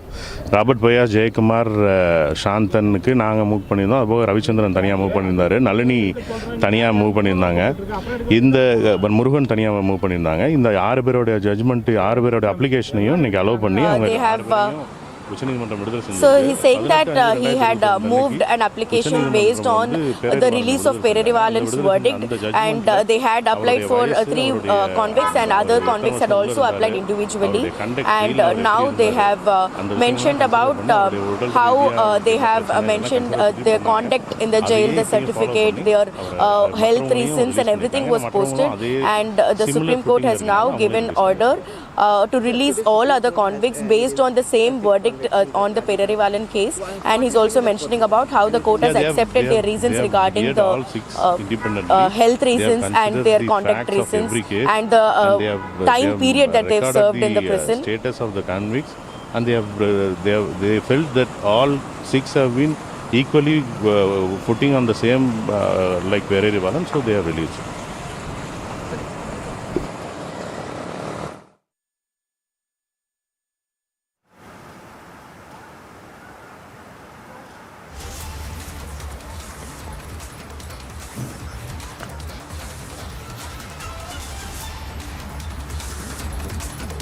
I understand we have a guest joining us, C.R. Karthikeyan joining us, if I've pronounced the name correctly. Sir, if I can get your first response to this Supreme Court ruling in which it has set free all the 6 convicts who were serving a life imprisonment in Rajiv Gandhi assassination case.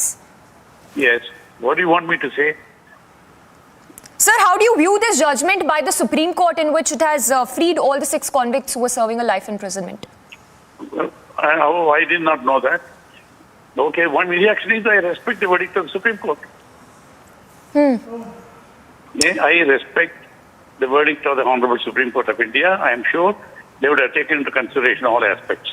The history of the case, the seriousness of the offence, and also the fact that they have been kept, they have been custody for decades, and their behavior and all that. If verdict, is it, how many judges is this? Who are the judges? Sir, how do you view this judgment? Do you see this as something which, how do you see the Tamil... Yes, please continue. Please tell me, I must know the whole... How many judges are there in this decision? Who are the judges?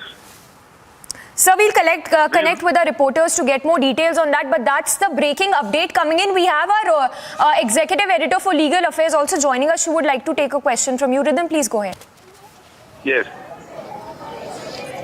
Former Director of CBI, Dr. Karthikeyan, who's now joining us. Today, Mr. Karthikeyan, once again, the 6 have been now released. The court, while hearing the 2 petitions and the 4 applications for release filed by the convicts, the bench that you were asking is of Justice Gawai and Justice Nagaratna. They have noted the convicts displayed good conduct in the prison, and therefore there is no reason to keep them in jail longer.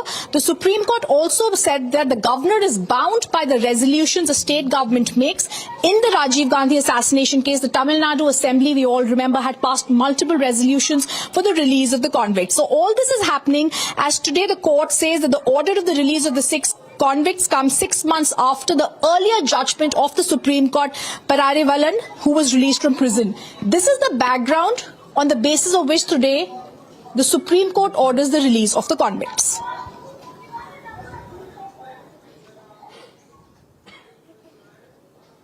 Hello? Yes, Hello? Mr. Karthikeyan, therefore this order from the Supreme Court that is coming in this case, and you've also, I've seen earlier also, you were the former IPS officer from Tamil Nadu, former director of the CBI, Director General of NHRC. It's finally time today for the 6 people also to be set free, as the case in May had also set the earlier convict free. What is the question to me? What is your The query question to me, is, madam? the Supreme Court orders the release. I respect. I am asking you for your reactions. This is not. Yes, please go ahead. My reaction is, I respect the verdict of the Honorable Supreme Court of India, the highest body in the country for such matters. I respect it. Yes. I respect the judgment. All right. Thank you, Mr. Karthikeyan, former director of CBI, for that reaction. Let me also go across to others who are joining us on the phone line.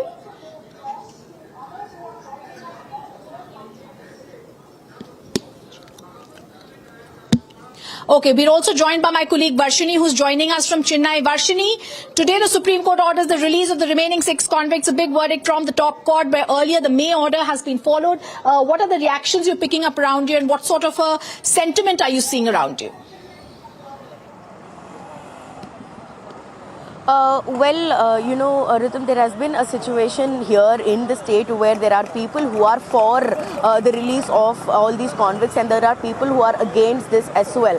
But given that Perarivalan, one of the convicts, had already come out, we saw how the reactions took place in the state. We also saw the Chief Minister himself, welcoming the decision, and the whole political scenario was like all the parties were also very happy on that. So similar situation is prevailing now as well. We see that the parties are also very happy that this release has happened, because Tamil Nadu government did pass a recommendation in the bill in the assembly, and they passed it on to the governor, and they've been also pushing the governor to act upon it for a really long time, but the governor did not take any action upon that. And now that the Supreme Court had also ordered about how the governor did not take any action, so that the Supreme Court is ordering the release of all the convicts, it's definitely a win kind of a situation, a victory that the Tamil Nadu government is seeing for itself right now. And at the same time, even the last time around when Perarivalan was released, the Congress party was a little bit upset about the whole scenario, because they are in alliance with the DMK party, and the DMK welcoming and celebrating this kind of a situation did not go well with the Congress. So yet again, we will be expecting some kind of reactions against this whole scenario from the Congress. But otherwise, the previous government, AIADMK, had also spoken for the release of these convicts. Therefore, the AIADMK party is also welcoming this. The families are also very happy about the release of all these convicts, and families are now celebrating the release as well. So therefore, the situation and in Tamil Nadu is definitely mixed when we see politically, but at the same time, when we see in another manner, the families and friends of these convicts are also happy about the release, that order that has just come in.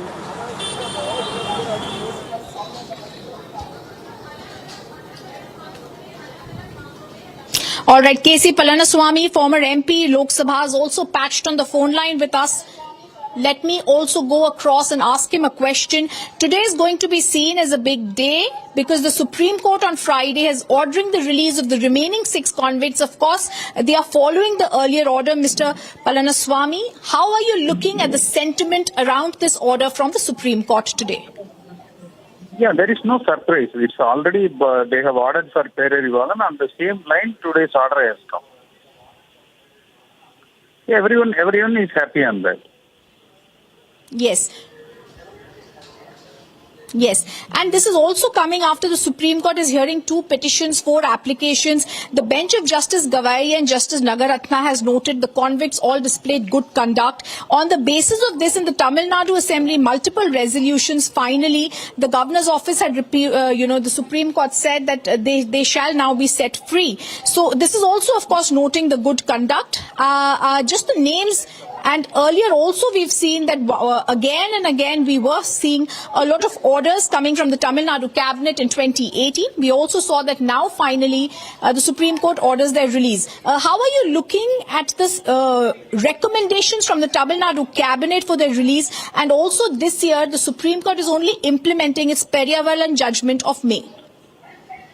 No, this is that the assassination of a former prime minister is unacceptable. And nobody is happy about it. Nobody is appreciating that act. But at the same time, Supreme Court has already released the Periyavalan. So the remaining accused has been released based on that order. Yes. So nothing surprise on this. Yes. Yes. Yeah. All right. Yes. Thank you, sir, for being with us. I also want to go across to Rashid Alvi, who's joining us now on the phone line. Rashid Alvi, the Supreme Court allows the 6 convicts plea seeking premature release. What are the sentiments around this and the judgment from the Supreme Court which follows the earlier May order where they had set free Periyavalan? Yeah, it is very unfortunate. Nobody will be happy.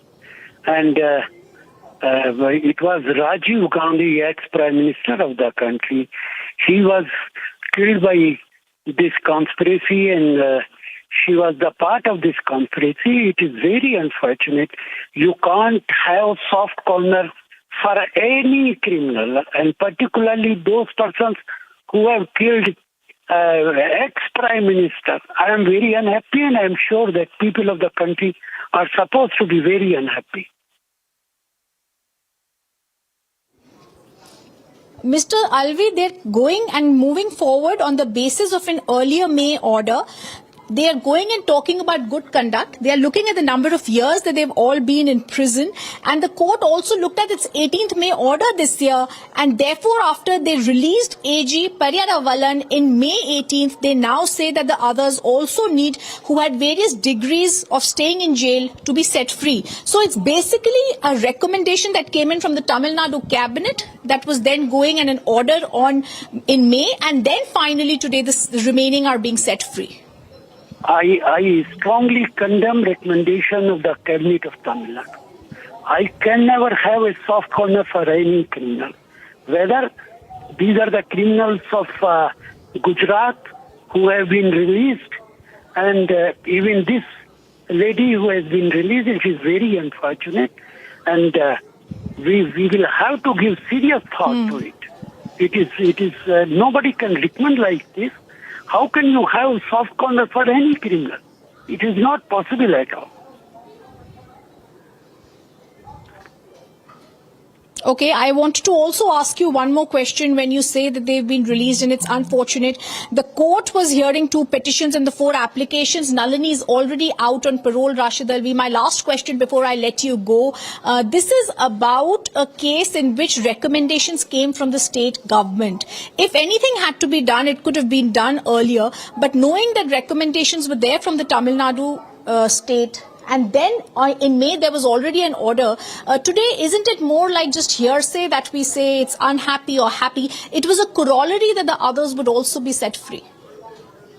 Yeah, it is all right. The Supreme Court is not bound to accept the recommendation of any cabinet or any state government. It is the decision of the Supreme Court. Supreme Court would have rejected it. I do not know. I have respect for any judgment of the Supreme Court, but what is happening in the country? A few days back, 2-3 criminals who were responsible for the rape of a girl, all of them have been released by the Supreme Court. And I do not know how can I appreciate such judgments. I can't at least appreciate such orders and such judgments. All right, absolutely. I also thanked Rashid Alvi for being with us. Let me also go across now to former Chief Minister of Uttarakhand, Harish Rawat, who's joining us on the phone line. Mr. Rawat, we've just heard the sentiments being expressed. Today, the Supreme Court invokes the earlier law. The Rajiv Gandhi killer cases will now, the assassination convicts are now going to be freed. This is a moment in which the Supreme Court is merely following recommendations in 2018 of the Tamil Nadu state, after which in May they gave release to 1 convict, and now the others should also, as a corollary, be released. How are you looking at it? देखिए, कोई भी सजा जो है उसके माफ करने के भी अपने नियम बने हुए हैं, और कैसे जस्ट पॉलिटिकल रीजन से या किसी एरिया, किसी का कोई सेंटिमेंट है या कोई इस तरीके का प्रेशर बिल्डअप हो रहा है, उसके आधार पर कैसे किसी की सजा कंडोन की जा सकती है, उनको रिलीज किया जा सकता है, हम तो आश्चर्य कर रहे हैं। लेकिन मैं मेरिट पर तो मैं जजमेंट पर तो कमेंट नहीं करूंगा, लेकिन मैं इतना जरूर कहूंगा कि चाहे ये जजमेंट हो या किरण नेगी के रेपिस्टों को और किलर्स को फ्री करने वाला मामला हो, इन दोनों में जो है ये कई सवाल उठेंगे। कल आने वाले समय में जो है polity will raise certain question on these things, these orders.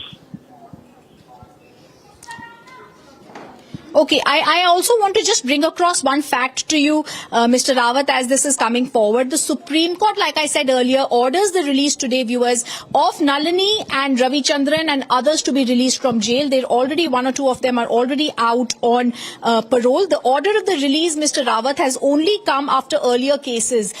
If anything had to be done, because now there's an early release, why were steps not taken earlier?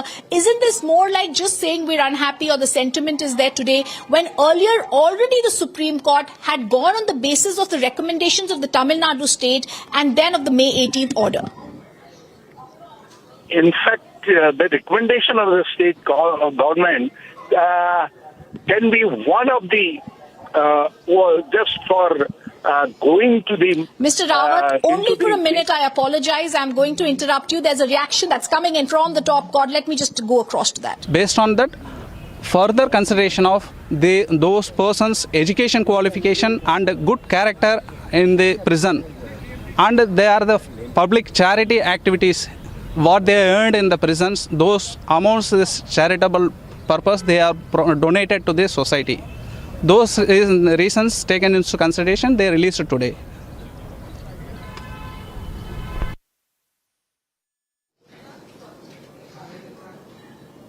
All right, the lawyers of the convict speaking there. I also want to go back to the guests who continue to be with us right now. We have Udit Raj, who's patched with us, as well as Harish Rawat, who's with us. So if I can actually take a question now to Mr. Udit Raj. Mr. Udit Raj, how are you looking at this case now when the Supreme Court says that the Rajiv assassination convicts can be released? All right. I want to go back to the former Chief Minister of Uttarakhand, Mr. Rawat. Thank you for waiting as that reaction was coming in, Mr. Rawat, from the Supreme Court. Mr. Rawat, Ananda Selvam has just told us what happened in the Supreme Court. My question earlier to you was, if in fact this was seen to be and causing an uproar, why were no steps taken after the recommendations in 2018 by the Tamil Nadu state? I think my first thing will be that the Supreme Court should not have taken into consideration the recommendation of the state government, because the issues should be decided on the merit of the law. And I don't understand, but it will hurt the sentiments of certain people, and it will have a repercussion in the future course of such type of situations. Sure. Mr. Rawat, the question that is being put here, the Supreme Court is only doing this on the basis of its earlier release that it had given in May 18th. So why were no steps taken? Because as a corollary, obviously these 6 would also be freed, since already on May 18th of this year, the Supreme Court had passed an order. I don't know what are the main consideration, because I have not seen the entire judgment of the court, but this decision has hurt my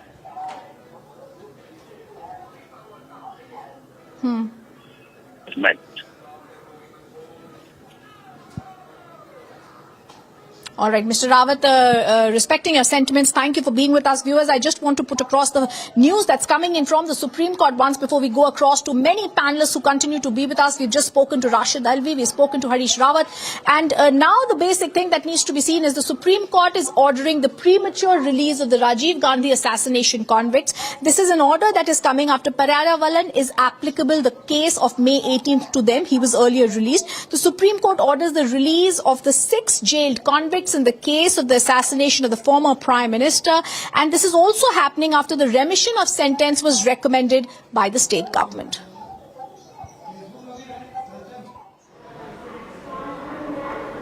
And viewers, that is the latest reaction coming in. We've spoken to at least 2 Congress leaders, Harish Rawat and Rashid Alvi, after the Supreme Court has ordered the release of the remaining convicts in the assassination case of former Prime Minister Rajiv Gandhi. Like Rhythm, our executive editor, Law and Governance, has been telling us, this is a judgment in which the Supreme Court has cited its earlier judgment from May this year, where Perarivalan had been also set free. It made that judgment on account of the 2018 recommendation of the Tamil Nadu government for their release. The governor then had not taken action on that recommendation, and subsequently in the year 2020, the centre had been asked for its view.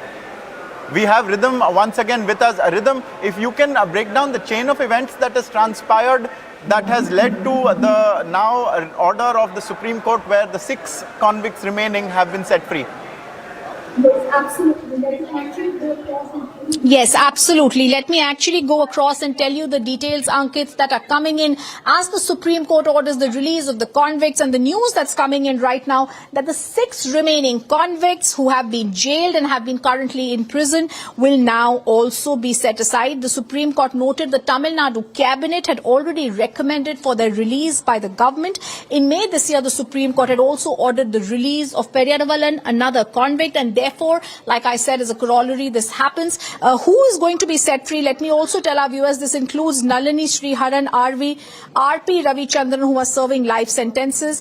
Viewers, I also want to take you across to certain, all right, we're going to get across to certain reactions that are coming in on this. But also here, as we are speaking, the others in this case who've also been set free today by this order are Robert Pius, Suthendra Raja and Sri Hariharan. All of them on the basis of good conduct, and they had acquired various degrees during their stay in jail. The court also noted, like I said, the September 9, 2018 order that the cabinet had recommended their release.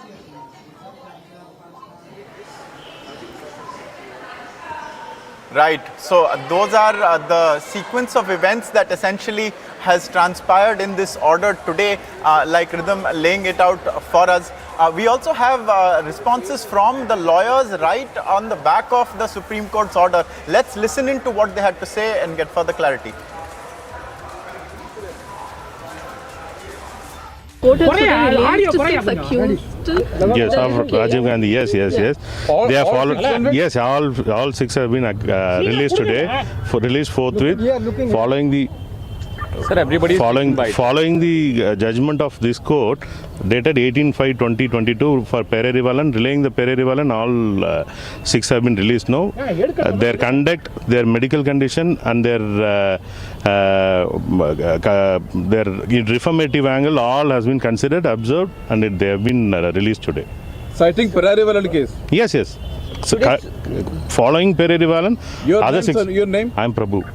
So what is your reaction on this judgment, sir? We are always happy with this judgment only.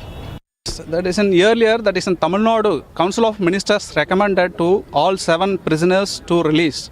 But the governor didn't sign those recommendations because he is the executive head of the state. He simply forwarded to such a recommendation to President of India without any basis, without any legal foundation.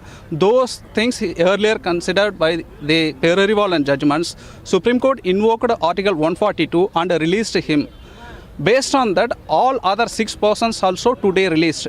Based on that, further consideration of those persons' education qualification and good character in the prison, and they are the public charity activities, what they earned in the prisons, those amounts is charitable purpose they are donated to the society. Those reasons taken into consideration, they released today. So there from the lawyers at the Supreme Court, we've just heard what some of the considerations were that led to this point.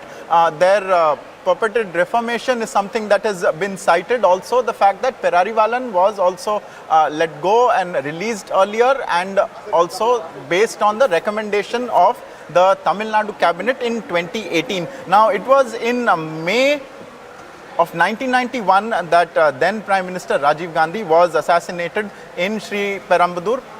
There were also at least 16 other people who died in that blast, and there were over 50 people who had sustained injuries as well. I believe we still have Rhythm with us, and if Rhythm, we'll get Rhythm on the line again shortly.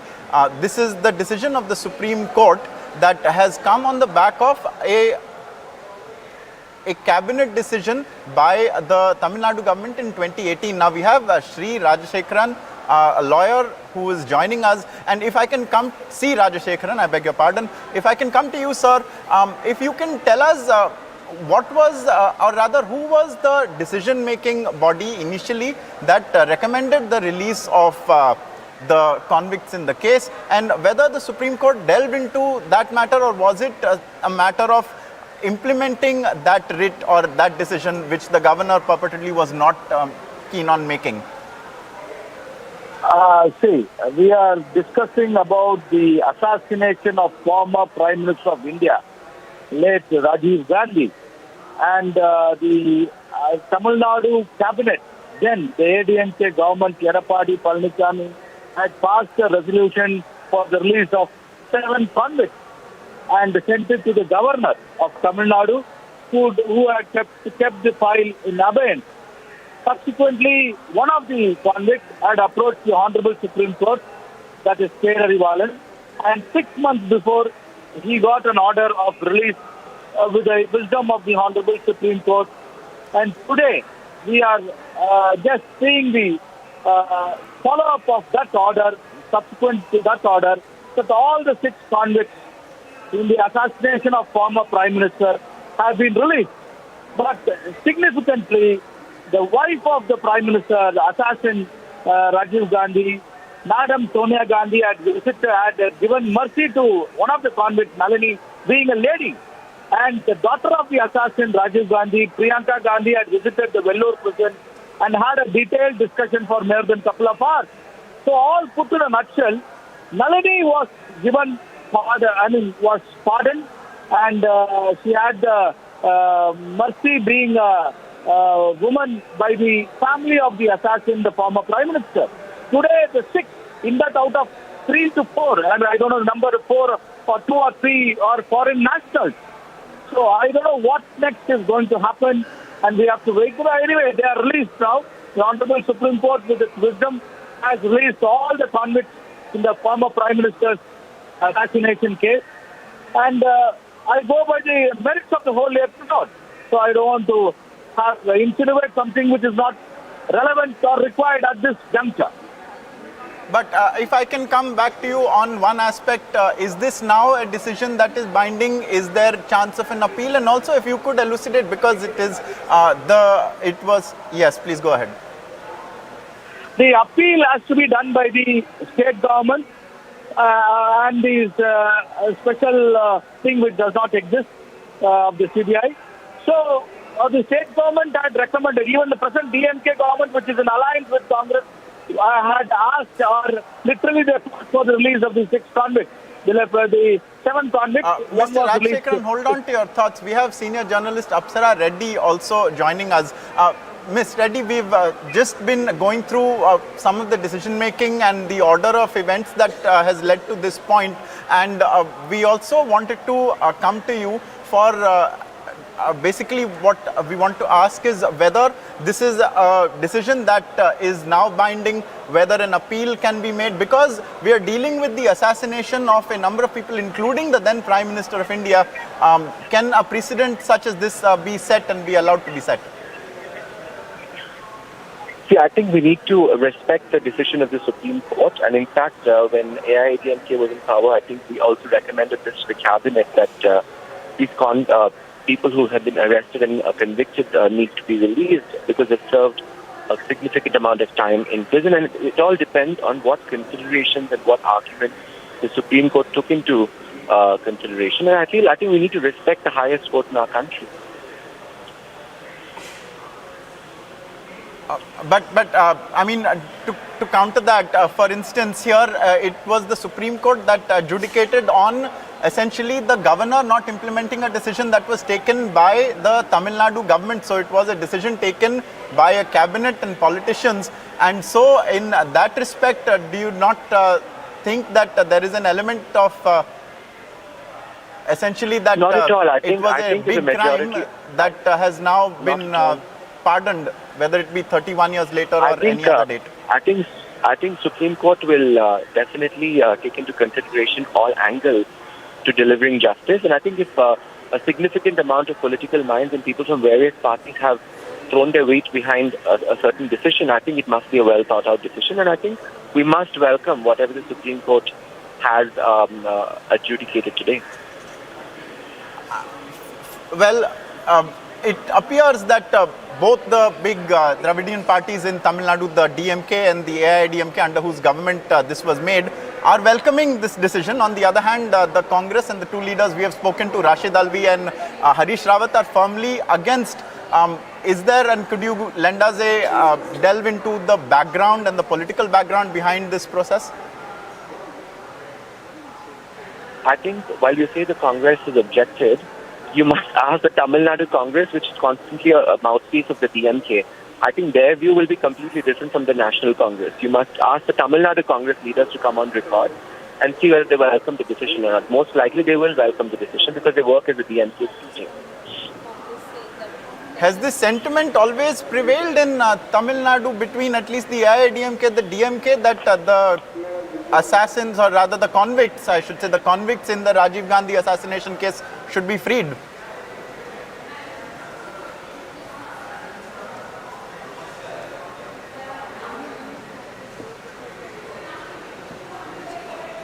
Well, we'll try and get Apsara Reddy back on the phone with us. This is a breaking development that we now have learned more about. The 6 remaining convicts who were in jail in the 1991 assassination case of then Prime Minister Rajiv Gandhi have been ordered to be released by the Supreme Court. Earlier in May this year, using extraordinary powers, the Supreme Court had ordered the release of another convict, Perarivalan, who was subsequently then released. That was an event that we had covered on Republic, and that also had come on the back of, in the 2018 Tamil Nadu cabinet at that time recommending his release. And the governor at that time had been sent, essentially had been asked to take the call on that, and he had not at that point. In 2020, the government, the central government, had said that it is not in fact the governor's decision to make, that this kind of pardon can only be given by the president, and the Supreme Court had not agreed with that. It had noted that if that was to be the case, then every pardon that was given by a governor would be rendered invalid. And so today, the judgment that was ordered in the Perarivalan release has also been implemented on the release of the 6 other convicts. Let's once again listen in, because an element of them having reformed was also a part of the consideration, at least in the decision. Let's listen to what the lawyers had to say. Yes, of Rajiv Gandhi. Yes. They have followed. Yes, all 6 have been released today. For release forthwith, following the. Sir, everybody following the judgment of this court dated 18/5/2022 for Perarivalan, relaying the Perarivalan, all 6 have been released now. Their conduct, their medical condition, and their reformative angle, all has been considered, observed, and they have been released today. Citing Perarivalan case? Yes. So, following Perarivalan, your name? I am Prabhu. So what is your what is your reaction on this judgment, sir? We are always happy with this judgment only. That is in Tamil Nadu, Council of Ministers recommended to all 7 prisoners to release. But the governor didn't sign those recommendations because he is the executive head of the state. He simply forwarded to such a recommendation to President of India without any basis, without any legal foundation. Those things earlier considered by the Perarivalan judgments, Supreme Court invoked Article 142 and released him. Based on that, all other 6 persons also today released. Based on that, further consideration of those persons' education qualification and good character in the prison, and they are the public charity activities, what they earned in the prisons, those amounts is charitable purpose, they are donated to the society. Those reasons taken into consideration, they released today. So those were 2 lawyers who spoke in the aftermath of the Supreme Court's order. Like you heard, there were a number of considerations that they cited, including the long time that these convicts had spent in prison, their medical status, and so on and so forth, including when Perarivalan was set free, there were various arguments that were cited in favor of his release, such as spending 16 years in solitary confinement, being 19 at the time. But there is a question mark as to the precedent that this sets, because their crime or the act that had transpired in Sri Perambur in May 1991 had involved the deaths of 17 people, including the then Prime Minister. Like Apsara Reddy was telling us, there appears to be also a difference of opinion between the Congress in the state of Tamil Nadu and the Congress in Delhi, or the High Command there, as to whether or not they are for the release of these convicts or not. This is a judgment that has come in from the Supreme Court following up the release of Perarivalan, which was ordered in May this year. And the others who, it was a bench of justices, B.R. Gavai and B.V. Nagarthana, that said that the judgment of the top court in that case is also applicable in this matter. That time it had invoked its extraordinary powers under Article 142 of the Constitution to order his release, and then subsequently these releases as well. This will then mean that the 6 other convicts in the case will be released. There are a number of big questions arising from this judgment. Can there be a precedent to release terrorists in India? Will there be an appeal? And when we spoke to lawyer Sri Rajashekharan, he said that it is up to now the CBI to decide whether it wants to appeal this case. Once again, viewers, we'll get you more legal reactions from this, because there are a number of unanswered questions. For the moment, let's listen once again to those crucial lawyer representations on what were the matters that were delved into while giving this decision. Court has released 6 accused. Yes, of Rajiv Gandhi. Yes. They are followed. Yes, all 6 have been released today, for release forthwith, following the. Sir, everybody following the judgment of this court dated 18/5/2022 for Perarivalan, relaying the Perarivalan, all 6 have been released now. Their conduct, their medical condition, and their reformative angle, all has been considered, observed, and they have been released today. Citing Perarivalan case? Yes. So, following Perarivalan, your name? I am Prabhu. So what is your reaction on this judgment, sir? We are always happy with this judgment only. That is in Tamil Nadu, Council of Ministers recommended to all 7 prisoners to release. But the governor didn't sign those recommendations because he is the executive head of the state. He simply forwarded to such a recommendation to President of India without any basis, without any legal foundation. Those things earlier considered by the Perarivalan judgments, Supreme Court invoked Article 142 and released him. Based on that, all other 6 persons also today released. Based on that, further consideration of those persons' education qualification and good character in the prison. And they are the public charity activities, what they earned in the prisons, those amounts is charitable purpose, they are donated to the society. Those reasons taken into consideration, they released today. And so apart from those lawyers who you just heard, we've also spoken to a couple of Congress leaders. Harish Rawat said that this decision has hurt him. And Rashid Alvi also indicated similarly, although he did mention some other cases and tried to make it one about, where in all matters of people having been killed, remission should perhaps be not granted in this manner. This is a decision of initially the Tamil Nadu government at that time in 2018, which had recommended the release of all 7 convicts at that time. The governor who had been sent this decision had not made a move for it, and basis that the Supreme Court had asked the centre, which had at that time said that the governor is not the right person to take the decision, the president should, and the Supreme Court then held that if that would be the case, then all the remissions granted by governors for the last 70 years at that time would be invalid as well.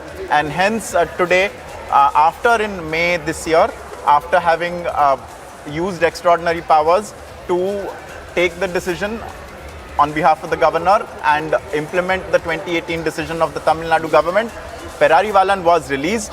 And then today, in the hearing that was held by the bench of Justices B.R. Gavai and B.V. Nagaratna, they held that that same decision should also apply to all the other 6 convicts in the case. So what is now going to happen? We imagine that the convicts like Nalini Sriharan, R.P. Ravichandran, who are serving life sentences, they will also be released. From what lawyer C. Rajshekharan told us, there is the potential for appeal, but it is the CBI that will have to decide whether or not to appeal in the matter. 6 more convicts of the Rajiv Gandhi assassination case. Now remember, they had, or at least in Perarivalan's case, initially the sentence was a death sentence that was commuted to life imprisonment, and that now, after 31 years of imprisonment, is now going to end in them being set free pending appeal. And we've heard a number of, we have a guest now joining us, Tanuj Punia, who is a leader in the Congress party. Tanuj Punia, how do you view this? Because clearly the Congress party leaders, some of them have told us that they are aghast at the decision, and on the other hand, we've been told that in Tamil Nadu, the Congress party is all for this decision. Yes.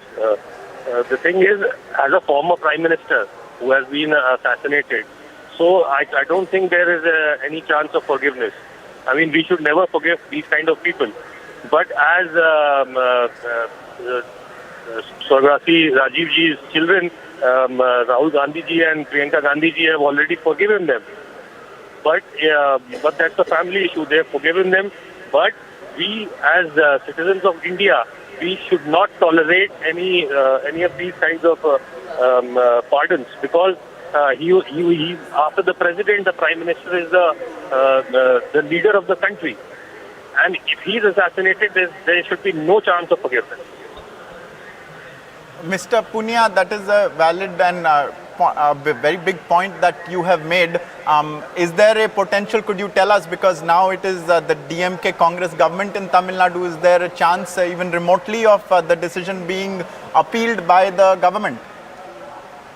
I think we should appeal, what I think is we should appeal the decision, because as citizens of India, not just members of the Indian National Congress, but as citizens of India, we should never forgive these kind of people. Absolutely. So I think we should appeal. Mr. Punia, stay with us. We also have Tanveer Ahmad of the JDS joining us.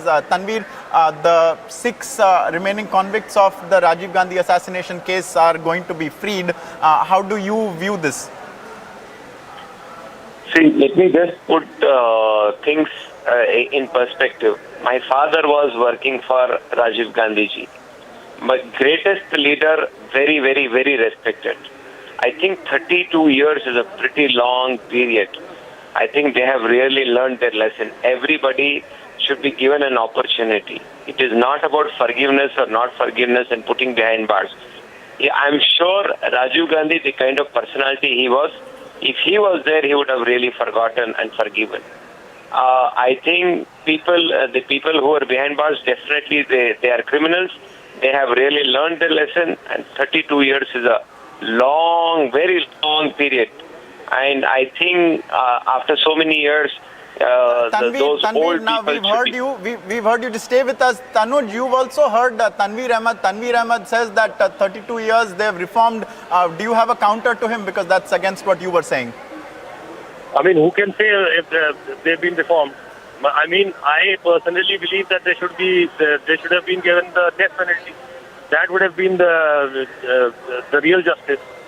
So I don't think. I mean, who can say for sure they have been reformed? I mean, 32 years, I agree, is a long time. But the gravity of the crime is also very high. It's a very grave crime. The Prime Minister of India, I mean, I don't think I'll ever be able to forgive them, no matter how much time they spend in their incarceration. Right. So Tanuj Punia not agreeing with Tanveer Ahmed there about them having reformed. We cannot say that, and he is in fact calling for stricter punishment. So there is a big debate over this decision. I thank both Tanuj Punia and Tanveer Ahmed for joining us. Viewers, will be tracking this very closely. A lot more news coming up. It's a massive face-off between the governor and the chief minister in Kerala. More details on that shortly. And the Supreme Court issues notice to the Union Law Secretary. We'll give you more details on that after a short break. Stay with us.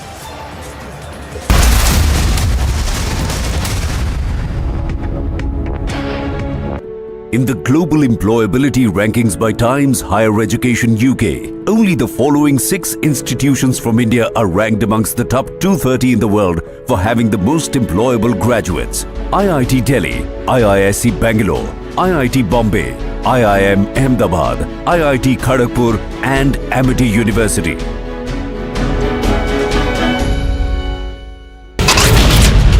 The main accused in the Bargari sacrilege case, Pradeep Singh, has been shot dead by 2 bike-borne gunmen at Kotakpura in Faridkot.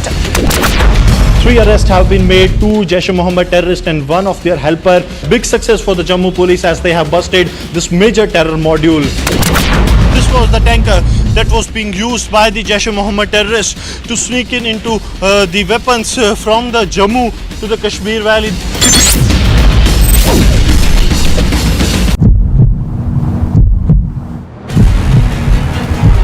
BJP state president walking towards the protesters, demanding the resignation of Arya Rajendran, the mayor. At the same time, water cannons and tear gas are being used.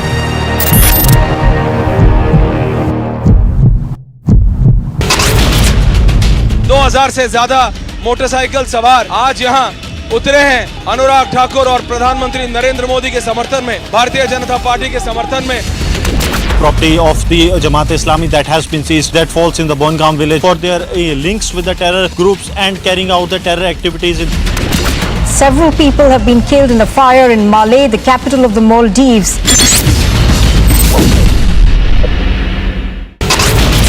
From the first rally spot of Anurag Thakur, this is Shimla Grameen. People here, women, children, youngsters, elders have come out. First time I'm seeing early in the morning. Tipu Jayanti celebrations, there has been a low-key response for this entire celebrations in the Hubballi Idgah Maidan. The BJP is taking out a massive protest outside the corporation demanding resignation of the mayor of Thiruvananthapuram.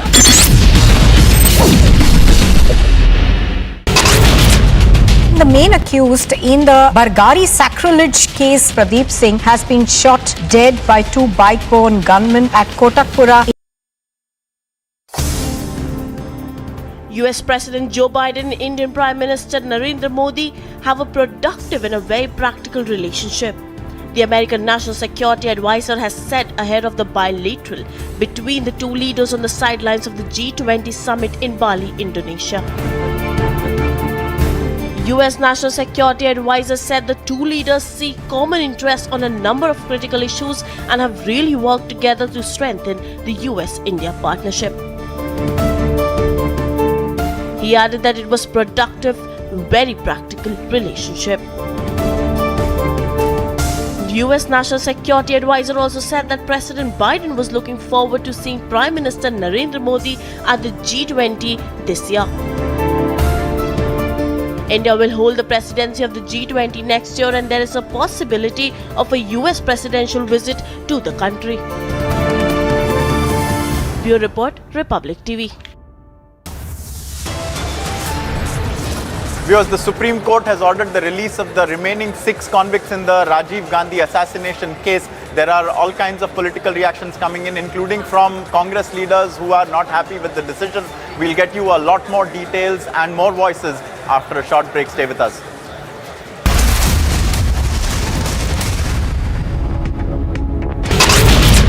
From the first rally spot of Anurag Thakur, this is Shimla Grameen. People here, women, children, youngsters, elders have come out. First time I'm seeing early in the morning. Tipu Jayanti celebrations, there has been a low-key response for this entire celebrations in the Hubballi Idgah Maidan. The BJP is taking out a massive protest outside the corporation demanding resignation of the mayor of Thiruvananthapuram.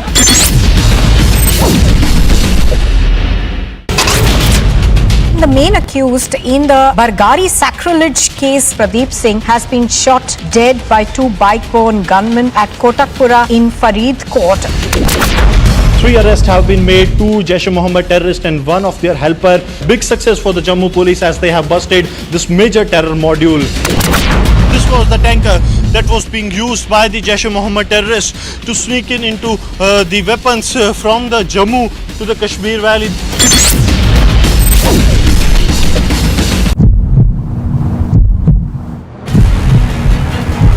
BJP state president walking towards the protesters demanding the resignation of Arya Rajendran, the mayor. At the same time, water cannons and tear gas are being used.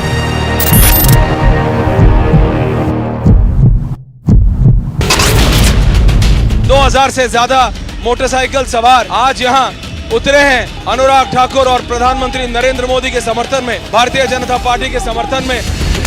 Property of the Jamaat Islami that has been seized, that falls in the Bongaon village for their links with the terror groups and carrying out the terror activities.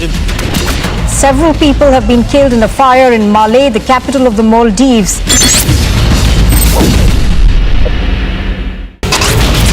From the first rally spot of Anurag Thakur, this is Shimla Grameen. People here, women, children, youngsters, elders have come out. First time I'm seeing early in the morning.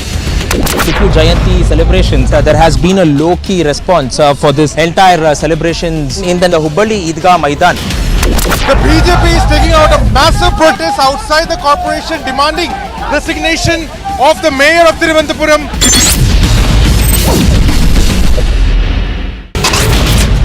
The main accused in the Bargari sacrilege case, Pradeep Singh, has been shot dead by 2 bike-borne gunmen at Kotakpura in Faridkot. 3 arrests have been made, 2 Jaish-e-Mohammed terrorists.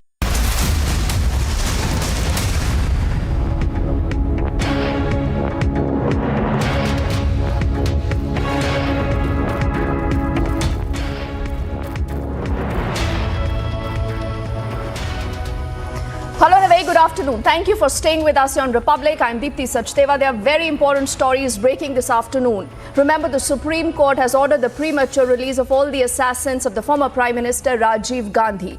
How important is that story? What is the kind of political reactions we've heard so far? And is this setting a precedent in cases like this? That's got to be the big debate. First up, the headlines. It's a big verdict by the Supreme Court ordering the release of Rajiv Gandhi's assassins and the convict Nalini Sriharan.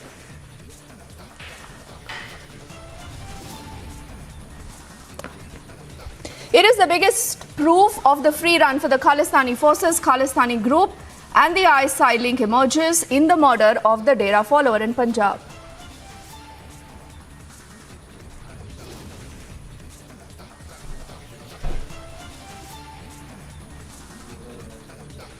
After the Hindu activist Sudhir Suri, a Dera follower, is murdered. 2 murders in just a week. This is the ISI link surfacing in both the cases. It's a massive face-off between the governor and the chief minister of the state of Kerala. Supreme Court issuing a notice now to the Union Law Secretary over collegium.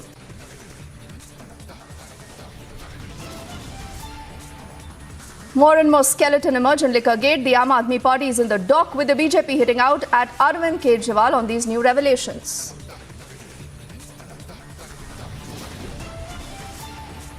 And the Prime Minister is in Karnataka. Flags of the Vande Bharat and the Kashi Darshan Express inaugurates the T2 terminal in the biggest development push.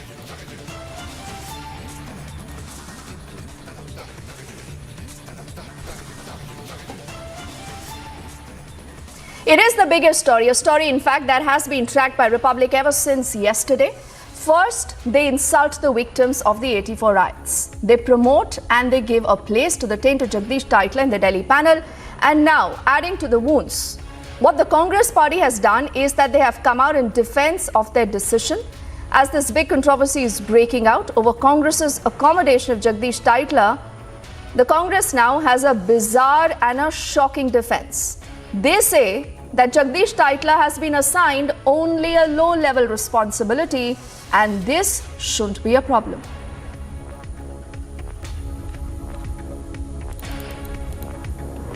प्रधानमंत्री राजीव गांधी के कहने पर किया गया। न केवल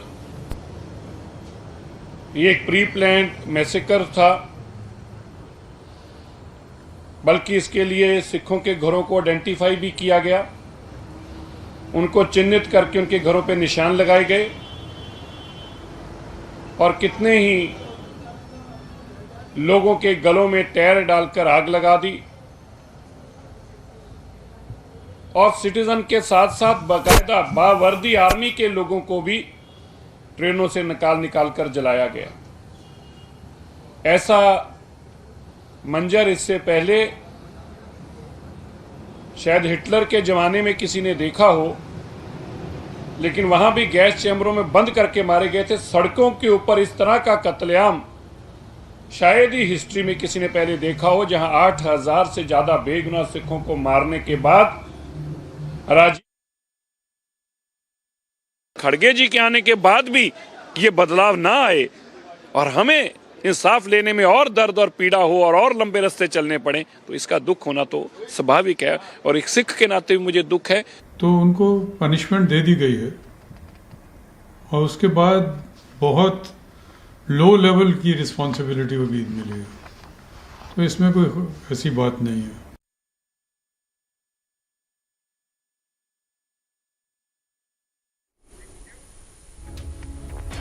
And we will also listen in to what we've heard from KTS Tulsi, who is defending the decision to promote Jagdish Titla. There are more and more netas now who are coming out defending the party's decision. Let's listen in quickly to what we also heard from Congress's KL Punya. जानते हैं कि धर्म के आधार पर समाज को बांटना और उसका राजनीतिक लाभ उठाना, ये भारतीय जनता पार्टी सर्वश्रेष्ठ है। इसमें किसी भी राजनीतिक दल में का इतना ज़्यादा इसमें नहीं है, बल्कि भारतीय जनता पार्टी भी सर्वश्रेष्ठ है। और एमसीडी पैनल में कौन रहे कौन ना रहे, ये हर पार्टी का अपना विशेषाधिकार है और उसमें कोई टीका टिप्पणी करना मैं नहीं समझता कि बहुत ज़्यादा औचित्यपूर्ण है।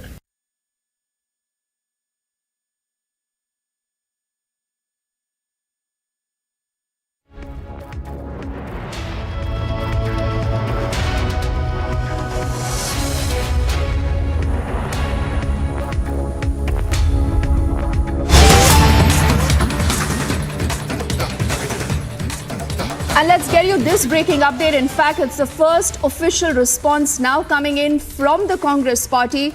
This is on the Supreme Court allowing the premature release of the 6 assassins of the former Prime Minister Rajiv Gandhi. You read that statement on your screens, and I'll also quickly read through it. It says, and I quote now, statement by Shri Jairam Ramesh, MP and the General Secretary in charge of communications. He says, and I quote now, the decision of the Supreme Court to free the remaining killers of former Prime Minister Shri Rajiv Gandhi is totally unacceptable and completely erroneous. The Congress party criticizes it clearly, finds it wholly untenable.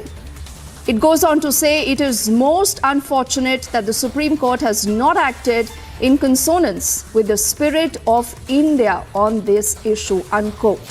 So that is the first reaction breaking right now on that entire story, a story that has just come in from the Supreme Court that has allowed the premature release of the 6 assassins of the former Prime Minister Rajiv Gandhi. The Congress goes on to say that they absolutely are not going to be accepting this entire verdict. They also does say that this is erroneous, it is untenable, and it goes on to say that this does not coincide with the spirit of India. Now, what's earlier happened is that the Supreme Court has set free Nalini, Sriharan, R.P. Ravichandran, and 4 others who are serving life sentences in the Rajiv Gandhi assassination case. And I just want to get our viewers a little background, and then we'll also go to Ankit, who's joining us live right now from our Mumbai newsroom. Ankit, it was earlier on May the 18th that you had the Apex Court invoking its extraordinary powers under Article 142 of the Constitution, ordering the release of Perarivalan, who had served over 30 years in jail, and on principles of parity today, the Supreme Court deciding to go ahead with this decision. The Congress party, Ankit, has put out its first reaction, and they say this is untenable. Absolutely, Deepthi. Let's read out that reaction. It's come in from Jairam Ramesh, the AICC media in charge at the moment, and he says the decision of the Supreme Court to free the remaining killers of former Prime Minister Shri Rajiv Gandhi is totally unacceptable and completely erroneous. The Congress party criticizes it clearly and finds it wholly untenable. It is most unfortunate that the Supreme Court has not acted in consonance with the spirit of India on this issue. This is on the back, of course, the first official Congress reaction, but we've also spoken to at least 3 Congress leaders in the last half an hour, Rashid Alvi, Harish Rawat and Tanuj Punia, who also expressed similar sentiment. And when we asked about why the decision was taken, because clearly the ally of the Congress, the DMK, as well as the AIDMK are for this decision.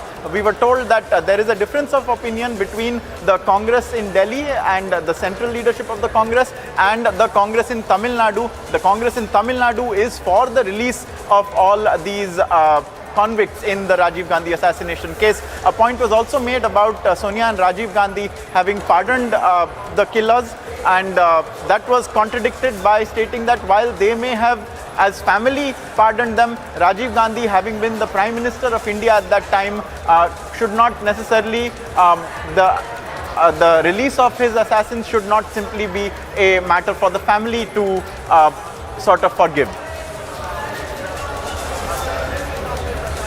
And you know, Ankit, this entire issue, it's extremely sensitive and it does raise a lot of questions. You know, on our screens are images and details of all those assassins who are going to be walking free as early as tonight. This is going to be happening as early as tonight. But what is the precedent that a case like this really sets? And that is also something I think that should be a part of the larger discourse now.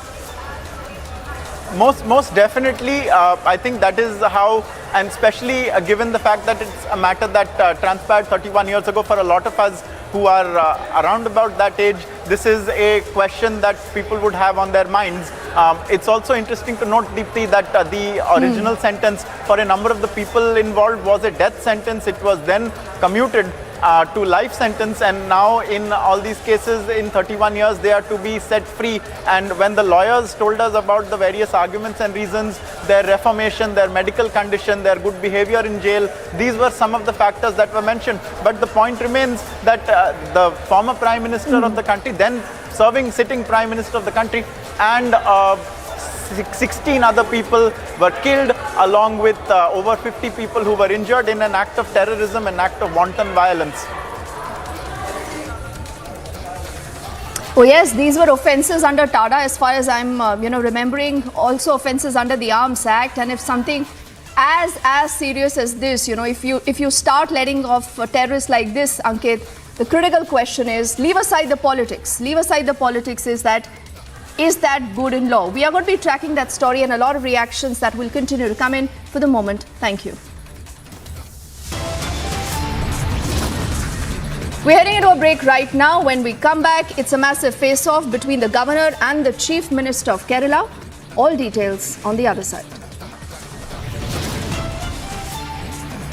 And also, the Supreme Court now has issued a notice to the Union Law Secretary over the collegiate system.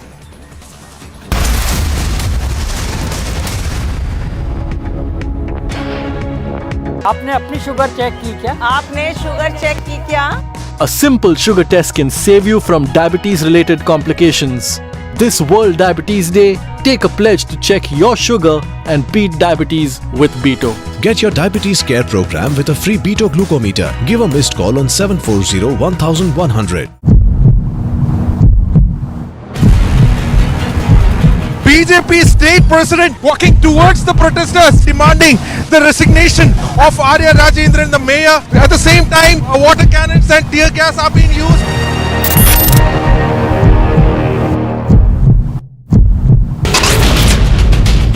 से ज्यादा motorcycle सवार आज यहाँ उतरे हैं अनुराग ठाकुर और प्रधानमंत्री नरेंद्र मोदी के समर्थन में, भारतीय जनता पार्टी के समर्थन में। Property of the Jamaat Islami that has been seized, that falls in the Bongaon village for their links with the terror groups and carrying out the terror activities. Several people have been killed in a fire in Malé, the capital of the Maldives.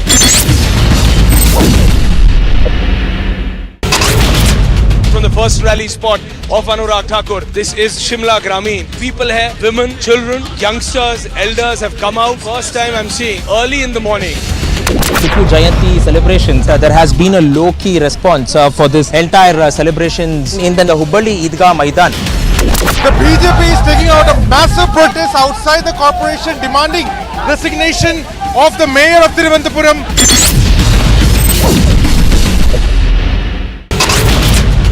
The main accused in the Bargari sacrilege case, Pradeep Singh, has been shot dead by two bike-borne gunmen at Kotakpura in Faridkot.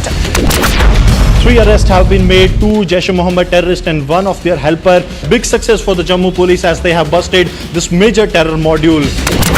This was the tanker that was being used by the Jaish-e-Mohammed terrorists to sneak into the weapons from the Jammu to the Kashmir Valley.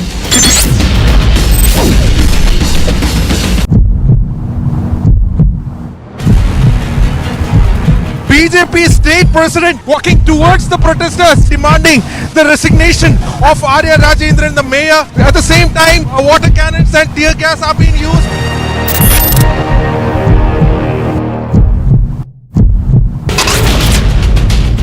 से ज्यादा motorcycle सवार आज यहाँ उतरे हैं अनुराग ठाकुर और प्रधानमंत्री नरेंद्र मोदी के समर्थन में, भारतीय जनता पार्टी के समर्थन में। Property of the Jamaat Islami that has been seized, that falls in the Bongaon village for their links with the terror groups and carrying out the terror activities. Several people have been killed in a fire in Malé, the capital of the Maldives.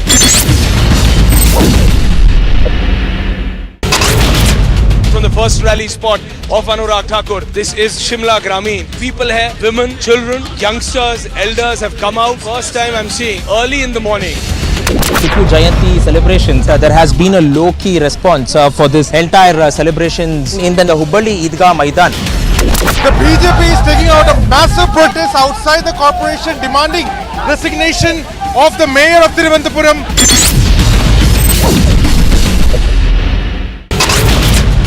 The main accused in the Bargari sacrilege case, Pradeep Singh, has been shot dead by two bike-borne gunmen at Kotakpura in Faridkot.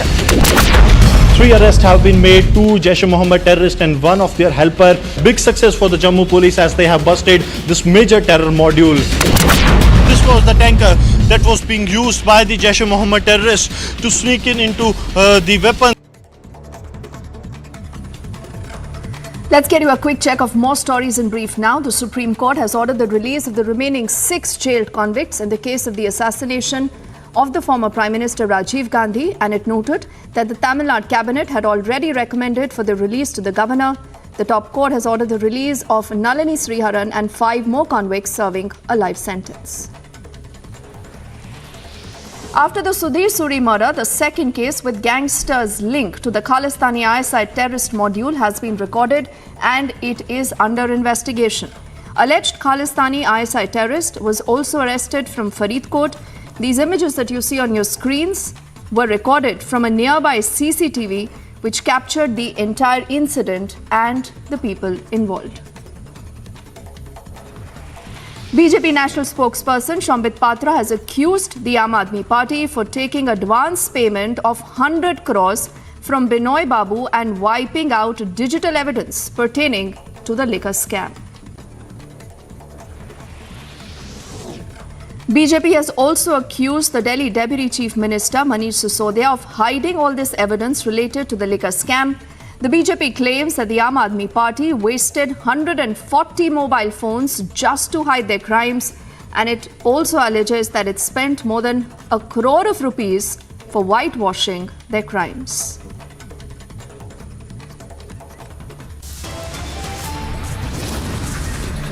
It's time for us to head into a break right now. On the other side, we are talking of the big verdict by the Apex Court ordering the release of the Rajiv Gandhi assassins. The Congress party has responded. Details when we come back. Also, what's happening in Punjab? Is this a free run for the ISI Khalistani elements? That story also after this very quick break.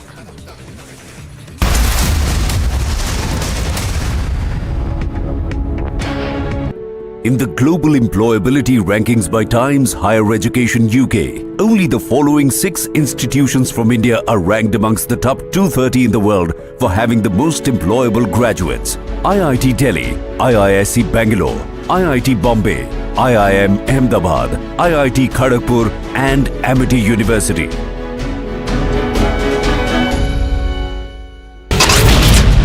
The main accused in the Bargari sacrilege case, Pradeep Singh, has been shot dead by 2 bike-borne gunmen at Kotakpura in Faridkot. 3 arrests have been made, 2 Jaish-e-Mohammed terrorists and 1 of their helper. Big success for the Jammu police as they have busted this major terror module. This was the tanker that was being used by the Jaish-e-Mohammed terrorists to sneak into the weapons from the Jammu to the Kashmir Valley.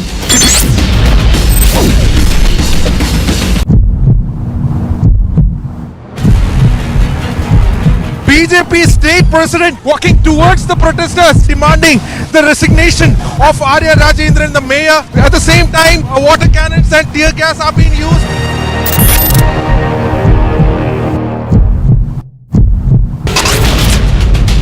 हजार से ज्यादा motorcycle सवार आज यहाँ उतरे हैं अनुराग ठाकुर और प्रधानमंत्री नरेंद्र मोदी के समर्थन में, भारतीय जनता पार्टी के समर्थन में। Property of the Jamaat Islami that has been seized, that falls in the Bongaon village for their links with the terror groups and carrying out the terror activities.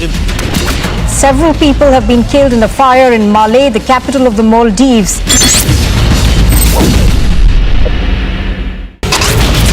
From the first rally spot of Anurag Thakur, this is Shimla Grameen. People here, women, children, youngsters, elders have come out. First time I'm seeing early in the morning. Tipu Jayanti celebrations, there has been a low-key response for this entire celebrations in the Hubballi Idgah Maidan. The BJP is taking out a massive protest outside the corporation demanding resignation of the mayor of Thiruvananthapuram.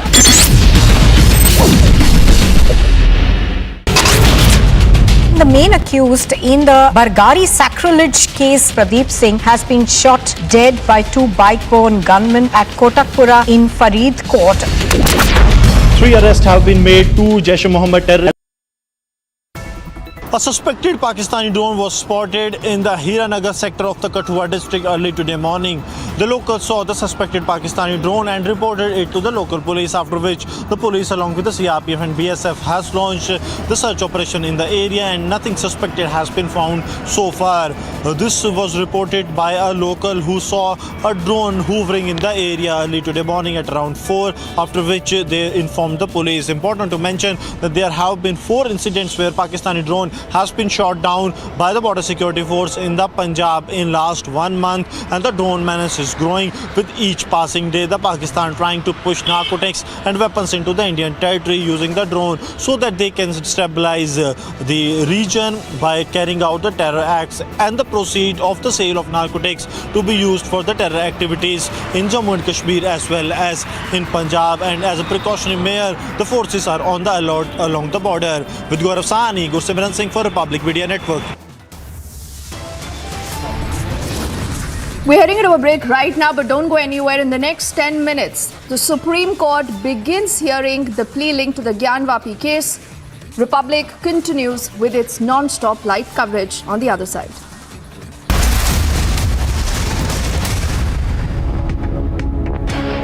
Have you checked your sugar levels? Afraid of diabetes and its complications? Hope खत्म हो गई थी. मुझे लगता था यार ये क्या लाइफ है? Is diabetes a serious epidemic? 200 million people are at the risk of developing diabetes. So one should always think that what really works for them. Technology is the only way we can solve this problem for India. Veto is a one-stop solution for anything diabetes. Watch India Beats Diabetes with Beto, a World Diabetes Day special this Saturday and Sunday at 6:30 p.m. only on Republic TV.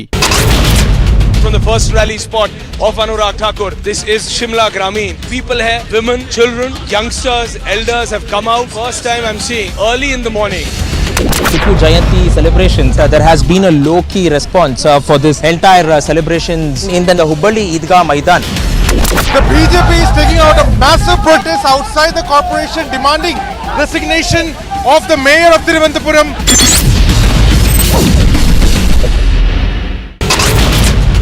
The main accused in the Bargari sacrilege case, Pradeep Singh, has been shot dead by two bike-borne gunmen at Kotakpura in Faridkot. 3 arrests have been made, 2 Jaish-e-Mohammed terrorists and 1 of their helper. Big success for the Jammu police as they have busted this major terror module. This was the tanker that was being used by the Jaish-e-Mohammed terrorists to sneak into the weapons from the Jammu to the Kashmir Valley.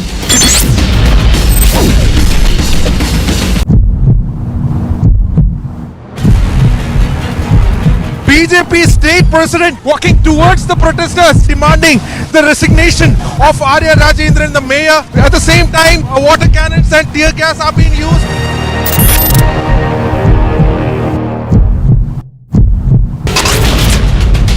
हजार से ज्यादा motorcycle सवार आज यहाँ उतरे हैं अनुराग ठाकुर और प्रधानमंत्री नरेंद्र मोदी के समर्थन में, भारतीय जनता पार्टी के समर्थन में। Property of the Jamaat Islami that has been seized, that falls in the Bongaon village for their links with the terror groups and carrying out the terror activities. Several people have been killed in a fire in Malé, the capital of the Maldives.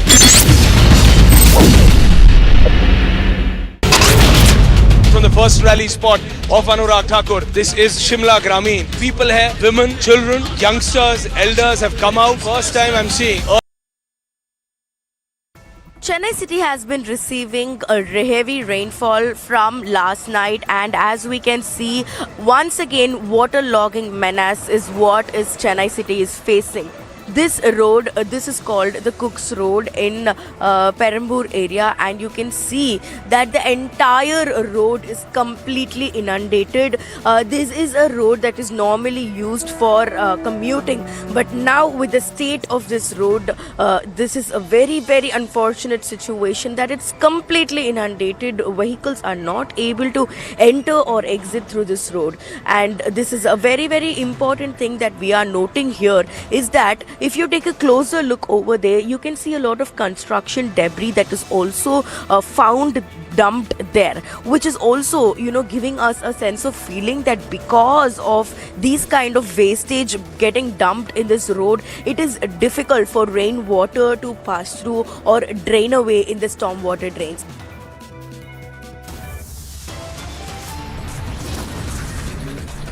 We're heading into a break right now, but on the other side is the big verdict expected from the Supreme Court. In a short while, the CJI-led bench of the Supreme Court is all set to hear the plea linked to Gyanvapi.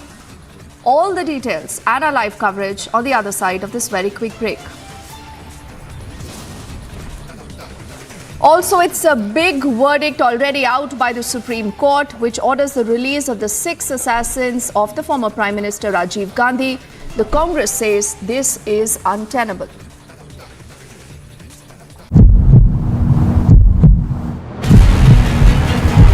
BJP state president walking towards the protesters, demanding the resignation of Arya Rajendran, the mayor. At the same time, water cannons and tear gas are being used.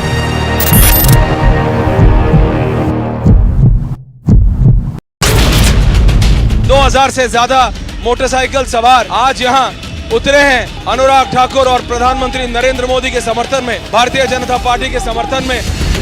Property of the Jamaat Islami that has been seized, that falls in the Bongaon village for their links with the terror groups and carrying out the terror activities.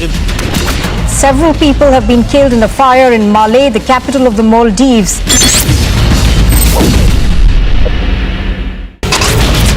From the first rally spot of Anurag Thakur, this is Shimla Grameen. People here, women, children, youngsters, elders have come out. First time I'm seeing early in the morning. Tipu Jayanti celebrations, there has been a low-key response for this entire celebrations in the Hubballi Eidgah Maidan. The BJP is taking out a massive protest outside the corporation, demanding resignation of the mayor of Thiruvananthapuram.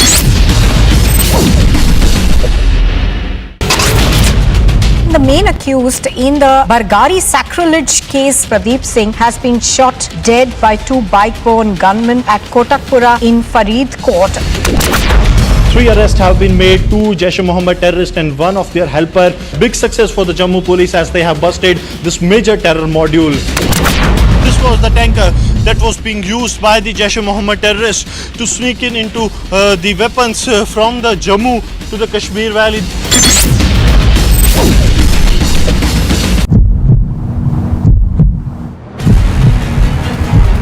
BJP state president walking towards the protesters, demanding the resignation of Arya Rajendran, the mayor. At the same time, water cannons and tear gas are being used.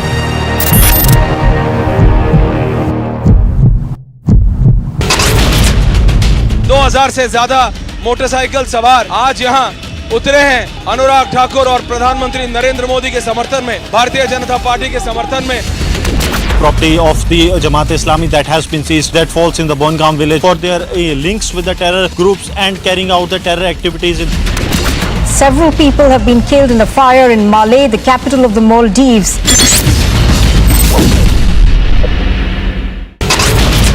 From the first rally spot of Anurag Thakur, this is Shimla Grameen. People here, women, children, youngsters, elders have come out. First time I'm seeing early in the morning. Tipu Jayanti celebrations, there has been a low-key response for this entire celebrations in the Hubballi Eidgah Maidan. The BJP is taking out a massive protest outside the corporation, demanding resignation of the mayor of Thiruvananthapuram.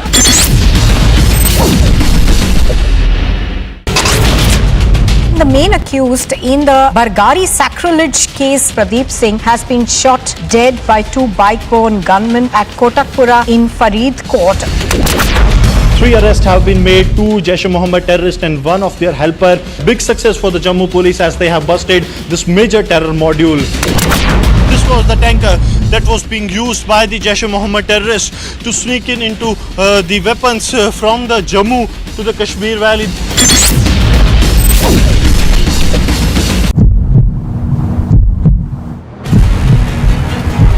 BJP state president walking towards the protesters, demanding the resignation of Arya Rajendran, the mayor. At the same time, water cannons and tear gas are being used.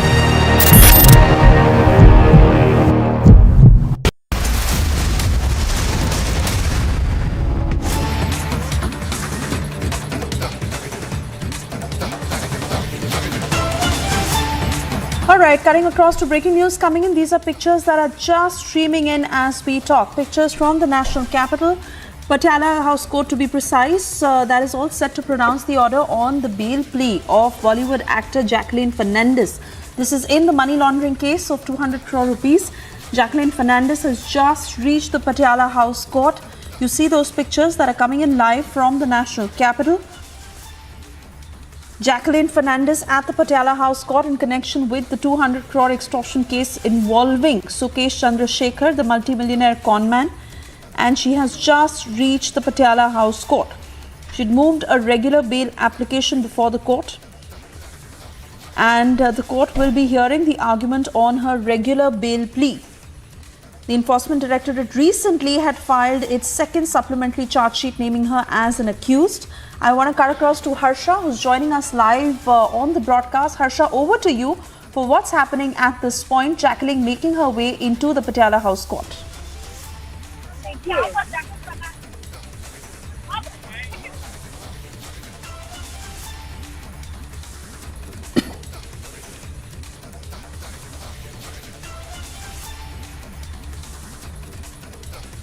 All right, not too sure if Harsha can hear me at this point, but we stay with those pictures because once again, for the benefit of our viewers, these are pictures that are streaming in live, just coming in from the national capital, Patiala House Court to be precise, where Jacqueline Fernandez is just making her way inside. This is in connection with the 200 crore extortion case involving Sukesh Chandrasekhar, where she has moved a regular bail application before the court. The Enforcement Directorate that had recently filed its second supplementary charge sheet naming her as an accused. I believe Harsha is back with us. Harsha, we stay with those pictures. Jacqueline making her way inside the court to hear her bail plea. What's happening there?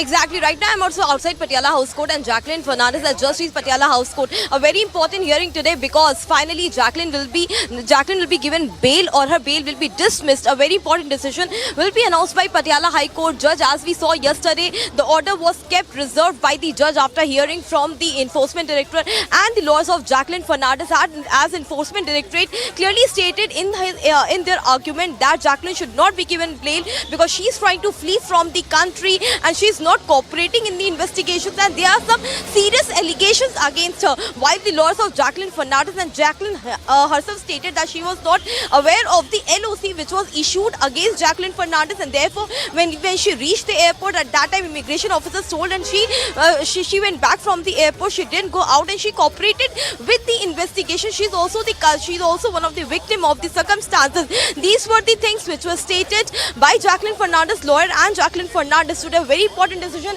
as we show you the visuals from Patiala House Court. All eyes on today's order because judge has reserved the order, and today a very important hearing will take place. ED has clearly stated and argumented against the bail of Jacqueline Fernandez. ED stated that she was enjoying the proceeds of crime which was through the 200 crore extortion which Sukesh Chandrasekhar has done from the businessman and from other people as well, and she was enjoying the proceeds of crime. She was tempted by the wealth of Sukesh Chandrasekhar. She knew all about Sukesh Chandrasekhar, and then also she was not cooperating when we were showing the evidence to Jacqueline Fernandez.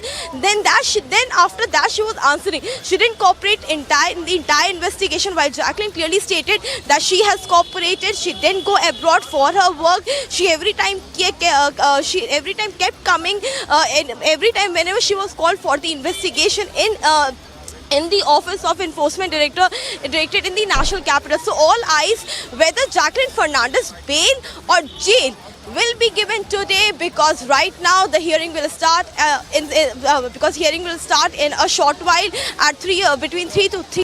The order which was reserved yesterday after the hearing, because yesterday a long hearing was held up to about 1 hour between arguments were heard by the judge from the side of Enforcement Directorate and by the lawyers of Jacqueline Fernandez. So the very important decision has to come today because Enforcement Directorate clearly stated that there is 7 crore of jewelry, not only jewelry, purses, clutches, watches, luxury cars, which all Jacqueline Fernandez was given by conman Sukesh Chandrasekhar. Jacqueline not once stated herself that she got all these gifts from conman Sukesh Chandrasekhar. She in fact tried to delete data from her phone. These were the things these were the arguments which Enforcement Directorate lawyers kept in front of the judge. While court also clearly stated to Enforcement Directorate that if there were sufficient evidence, then why Jacqueline Fernandez was not arrested till now? Why there was a pick and choose format by Enforcement Enforcement Directorate. So right now we are showing you the visuals from outside Patiala House Court. Lot of movement outside and inside Patiala House Court as every eyes on the bail or jail order of Jacqueline Fernandez today. In some while the judge will sit in his seat, and after some time the order which was reserved yesterday, the order will be announced by the judge. Back to you. Continue talking to us, Harsha, because both Jacqueline and Noora Fatehi had recorded their statements as witnesses, and like you were mentioning that FDs to the tune of 7.2 crore rupees that were attached by the ED, because the ED is terming the gifts and proceeds gifts given to Jacqueline by Sukesh Chandrasekhar as proceeds of crime. And hence the ED is now moving forth in this case. But really, in terms of the kind of evidences they have against Jacqueline and what they have been saying in the court until now is something that must be said. See, there are so many things. Enforcement Directorate clearly stated that there was 7.2 crore FD, and there were jewelry, and there were cash, and there were lot of private jet trips were organized for Jacqueline by Conman Sukesh Chandrasekhar. Hotel arrangements were made so far, and all these details were not given by Jacqueline Fernandez at the time of interrogation when Enforcement Directorate was doing with Jacqueline Fernandez. Jacqueline Fernandez came to Delhi NCR 4 times for the interrogation in front of ED officers, and not once she gave the evidence and supported at the time of investigation. When the evidence was showed to her that these are the evidence that you were linked to Conman Sukesh, he gifted you all such items. At that time she used to answer. She tried to delete the entire data from her phone, be it the messages or be it any sort of document, be it the phone call messages, everything she tried to delete, and all those were retrieved by Enforcement Directorate. And when asked, then she replied how she knew Conman Sukesh Chandrasekhar. Though Jacqueline has clearly stated that these all are said by ED, but nothing as such has happened, because the gift she has received by Conman Sukesh Chandrasekhar, she didn't knew that those gifts were through the extorted money that Sukesh Chandrasekhar extorted, and these were the proceeds of crime. She was not tempted by the wealth. She didn't knew she herself is the victim of the circumstances, right? The others were cheated. Similarly, Jacqueline was herself cheated, and she is one of the victims. She's not being treated as a victim, but she's being treated by Enforcement Directorate as an accused. Jacqueline clearly stated all these things in front of the court. And let me tell you that the interim bail of Jacqueline Fernandez ended on 10th of November, and today we have to see if she doesn't get a bail. If a bail gets dismissed, then she will instantly move for High Court. And right now in the morning was the entire planning of if her bail gets dismissed, if she doesn't get bail, then how will she move towards High Court? Who will be lawyers which will fight, and whether she will be given some part of time or not? So there are both the chances. She could be given bail, or she could not also be given bail. Her bail could be dismissed also today, because Enforcement Directorate had clearly stated that she was trying to settle abroad. She has lot of money, and she was tempted by money. She was trying hard that she moves to some other country, and her tickets were of Bahrain. She was going to Bahrain. She didn't inform Enforcement Director. LOC was issued against her, and then also without informing, she was trying to go to abroad to some other country. She's not cooperating in proper investigation, and she's also named as an accused by the charge sheet which has been submitted by Enforcement Directorate. So today is a very important hearing. All eyes whether Jacqueline will be given bail or not. A very crucial. All the lawyers of Jacqueline Fernandez are already here. In fact, her lawyers are also preparing that if she doesn't get a bail, then how to proceed further with some other alternative step. Yes, back to you. And let's not forget, Harsha, how the Delhi court had asked the ED not to implement a pick and choose policy, questioning as to why she was not arrested before the charge sheet was filed, and why different yardsticks were being used in this case. In fact, to clearly state what they had said, that you can't have a pick and choose policy, lookout notices can't be kept in the open, why are you putting different yardsticks? This, of course, when the ED had said that she may try and leave the country, she has not been cooperating in the probe, but the court had questioned the ED as well. I would want to bring in Rhythm at this point to answer all these questions. Over to you, Rhythm. Well, Suresha, let's tell our viewers what's been happening in the case, and Jacqueline Fernandez's order is going to be pronounced by the Patiala High Court at 4 p.m. The ED has opposed regular bail to her. Remember, she's out on interim bail as we are speaking. Charges against her have been made in the ED charge sheet also that says that Sukesh had contacted Jacqueline, had posing as a, posing as a government official through her makeup artist. Since then, he was in constant touch with her till he was arrested in 2021 August. Let me first tell you the breaking news. Jacqueline with her legal team at the Patiala House Court. We showed you visuals of that. The breaking news that's coming in, the Patiala House Court order is going to come at 4 p.m. today. So roughly in 50 minutes from now, Jacqueline, who's been named as an accused by the ED in the 200 crore case, is now going to be coming out here. Now, let me also tell our viewers the main charges that have been made by the lawyers in this case. In fact, the main accused have also said, it has been said by the ED that the main accused had sent expensive gifts to her, including designer bags of renowned brands, diamond earrings, bracelets to the actor and her family members. They also arranged charter flights for domestic travel, paid for hotel stays, and also gave 15 lakh rupees in cash to a script writer on her behalf. We've also seen the actual charge sheet that's filed. The ED's words were Sukesh was introduced to Jacqueline as a business tycoon. In the case of other girls, he was introduced by different names. She received gifts worth rupees from Sukesh, knowing well about his criminal antecedents. So the main part that Jacqueline Fernandez's lawyers will have to establish in the court is she's not an accused along with Sukesh Chandrasekhar in the case. It is also said by the ED that he arranged the funds to the bank accounts of her sisters and her father. In addition, she received an amount to the tune of 17,213 USD dollars into the foreign bank accounts of her sister and also into the foreign bank account of her brother.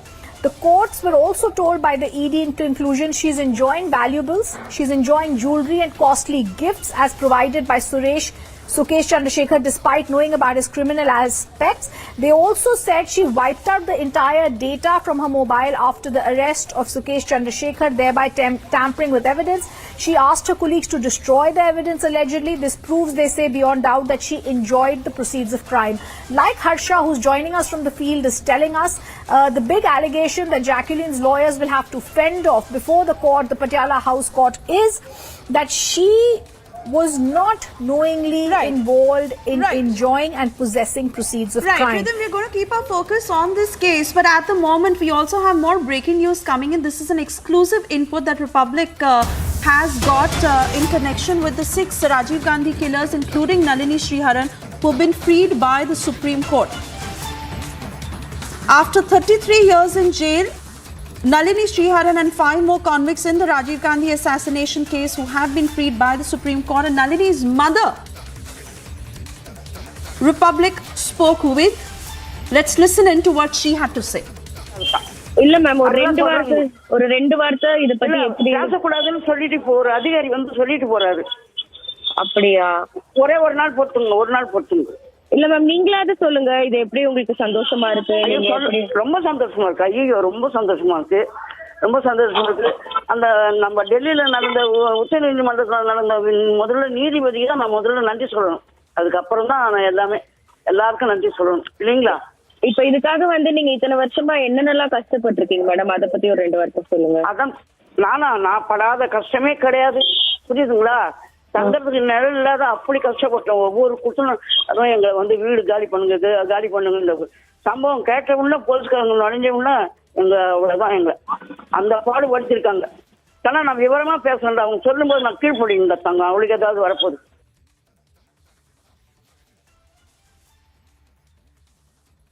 அதுக்காகத்தான். இல்ல ma'am ஒரு ரெண்டு வார்த்தை இத பத்தி எப்படி பேசக்கூடாதுன்னு சொல்லிட்டு போற அதிகாரி வந்து சொல்லிட்டு போறாரு. அப்படியா? ஒரே ஒரு நாள் பொறுத்துங்க. இல்ல மேம் நீங்களாவது சொல்லுங்க, இது எப்படி உங்களுக்கு சந்தோஷமா இருக்கு? ரொம்ப சந்தோஷமா இருக்கு. ஐயோ ரொம்ப சந்தோஷமா இருக்கு. அந்த நம்ம டெல்லியில நடந்த உச்ச நீதிமன்றத்தில் நடந்த முதல்ல நீதிபதிக்கு தான் நான் முதல்ல நன்றி சொல்லணும். அதுக்கப்புறம் தான் நான் எல்லாருக்கும் நன்றி சொல்லணும் இல்லைங்களா? இப்ப இதுக்காக வந்து நீங்க இத்தனை வருஷமா என்னென்னலாம் கஷ்டப்பட்டிருக்கீங்க மேடம், அதை பத்தி ஒரு 2 வார்த்தை சொல்லுங்க. அதான் நான் படாத கஷ்டமே கிடையாது, புரியுதுங்களா? தங்கறதுக்கு நிழல் இல்லாத அப்படி கஷ்டப்பட்டோம். ஒவ்வொரு குற்றணும் அதுவும் எங்களை வந்து வீடு காலி பண்ணுங்க இந்த சம்பவம் கேட்ட உடனே போலீஸ்காரங்க நுழைஞ்ச உடனே அவ்வளவுதான் எங்களை அந்த பாடு படுத்திருக்காங்க. ஆனா நான் விவரமா பேசுறேன், அவங்க சொல்லும்போது நான் கீழ்படிங்க தங்க அவளுக்கு ஏதாவது வரப்போகுது. The Republic, being the only channel to have spoken to Nalini's mother after this decision by the top court, and Nalini's mother who told my colleague Varshini that she welcomes this decision and of course sharing the ordeal of how life had become after her daughter was convicted. She also goes on to say that life came crashing for the entire family and they had a lot of trouble even when they had to take a house on rent, on how they were treated. But also, of course, mentioning Rhythm that her daughter has not been allowed to speak and she doesn't know much until she speaks to her. But yes, on the whole, she is welcoming this decision by the top court, Rhythm. Yes, absolutely, Soisha. And as this is happening, let's tell our viewers that the Rajiv Gandhi assassination case, the Supreme Court has now ordered the release of all the 6 convicts. This happens after the Supreme Court judgment that came on 18th of May earlier, when one of the main convicts, Perarivalan, was released, and the same arguments the court said would apply in this case also. Nalini, the wife of Murugan, who's a citizen of India, is now going to be set free. It's said, and Santhan Elias, Sri Lankan national, will also be set free today. And as her mother says, they are happy with the order. Let me also tell you that the bench of Justice Gawai and Nagaratna has noted the convicts displayed good conduct and they also received educational qualifications. We have no reason to keep them in jail longer, is what the court said. The court also said that in this case, the Tamil Nadu Assembly had passed multiple resolutions for the release of the convicts, and the cabinet has recommended the release of the convicts. Therefore, they said on the basis of this, they have released the 6 convicts. The names Murugan, Nalini, Santhan, Jayakumar, Robert Pius and P. Ravichandran, who have now been released by the Supreme Court. It was hearing the 2 pleas and 4 applications filed before them. And all of this, Soesha, came after Perarivalan, who was also set free on the 18th of May. After that, the others have also today been set free.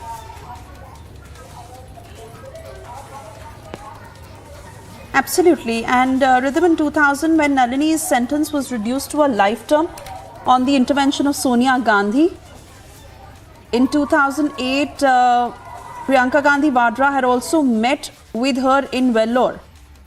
And the sentence of 6 more convicts that was also commuted in 2014. So now the Congress, we know how have they reacted, saying that the Supreme Court order on freeing Rajiv Gandhi's assassins is something they strongly object to. However, the family of the convicts welcoming this order.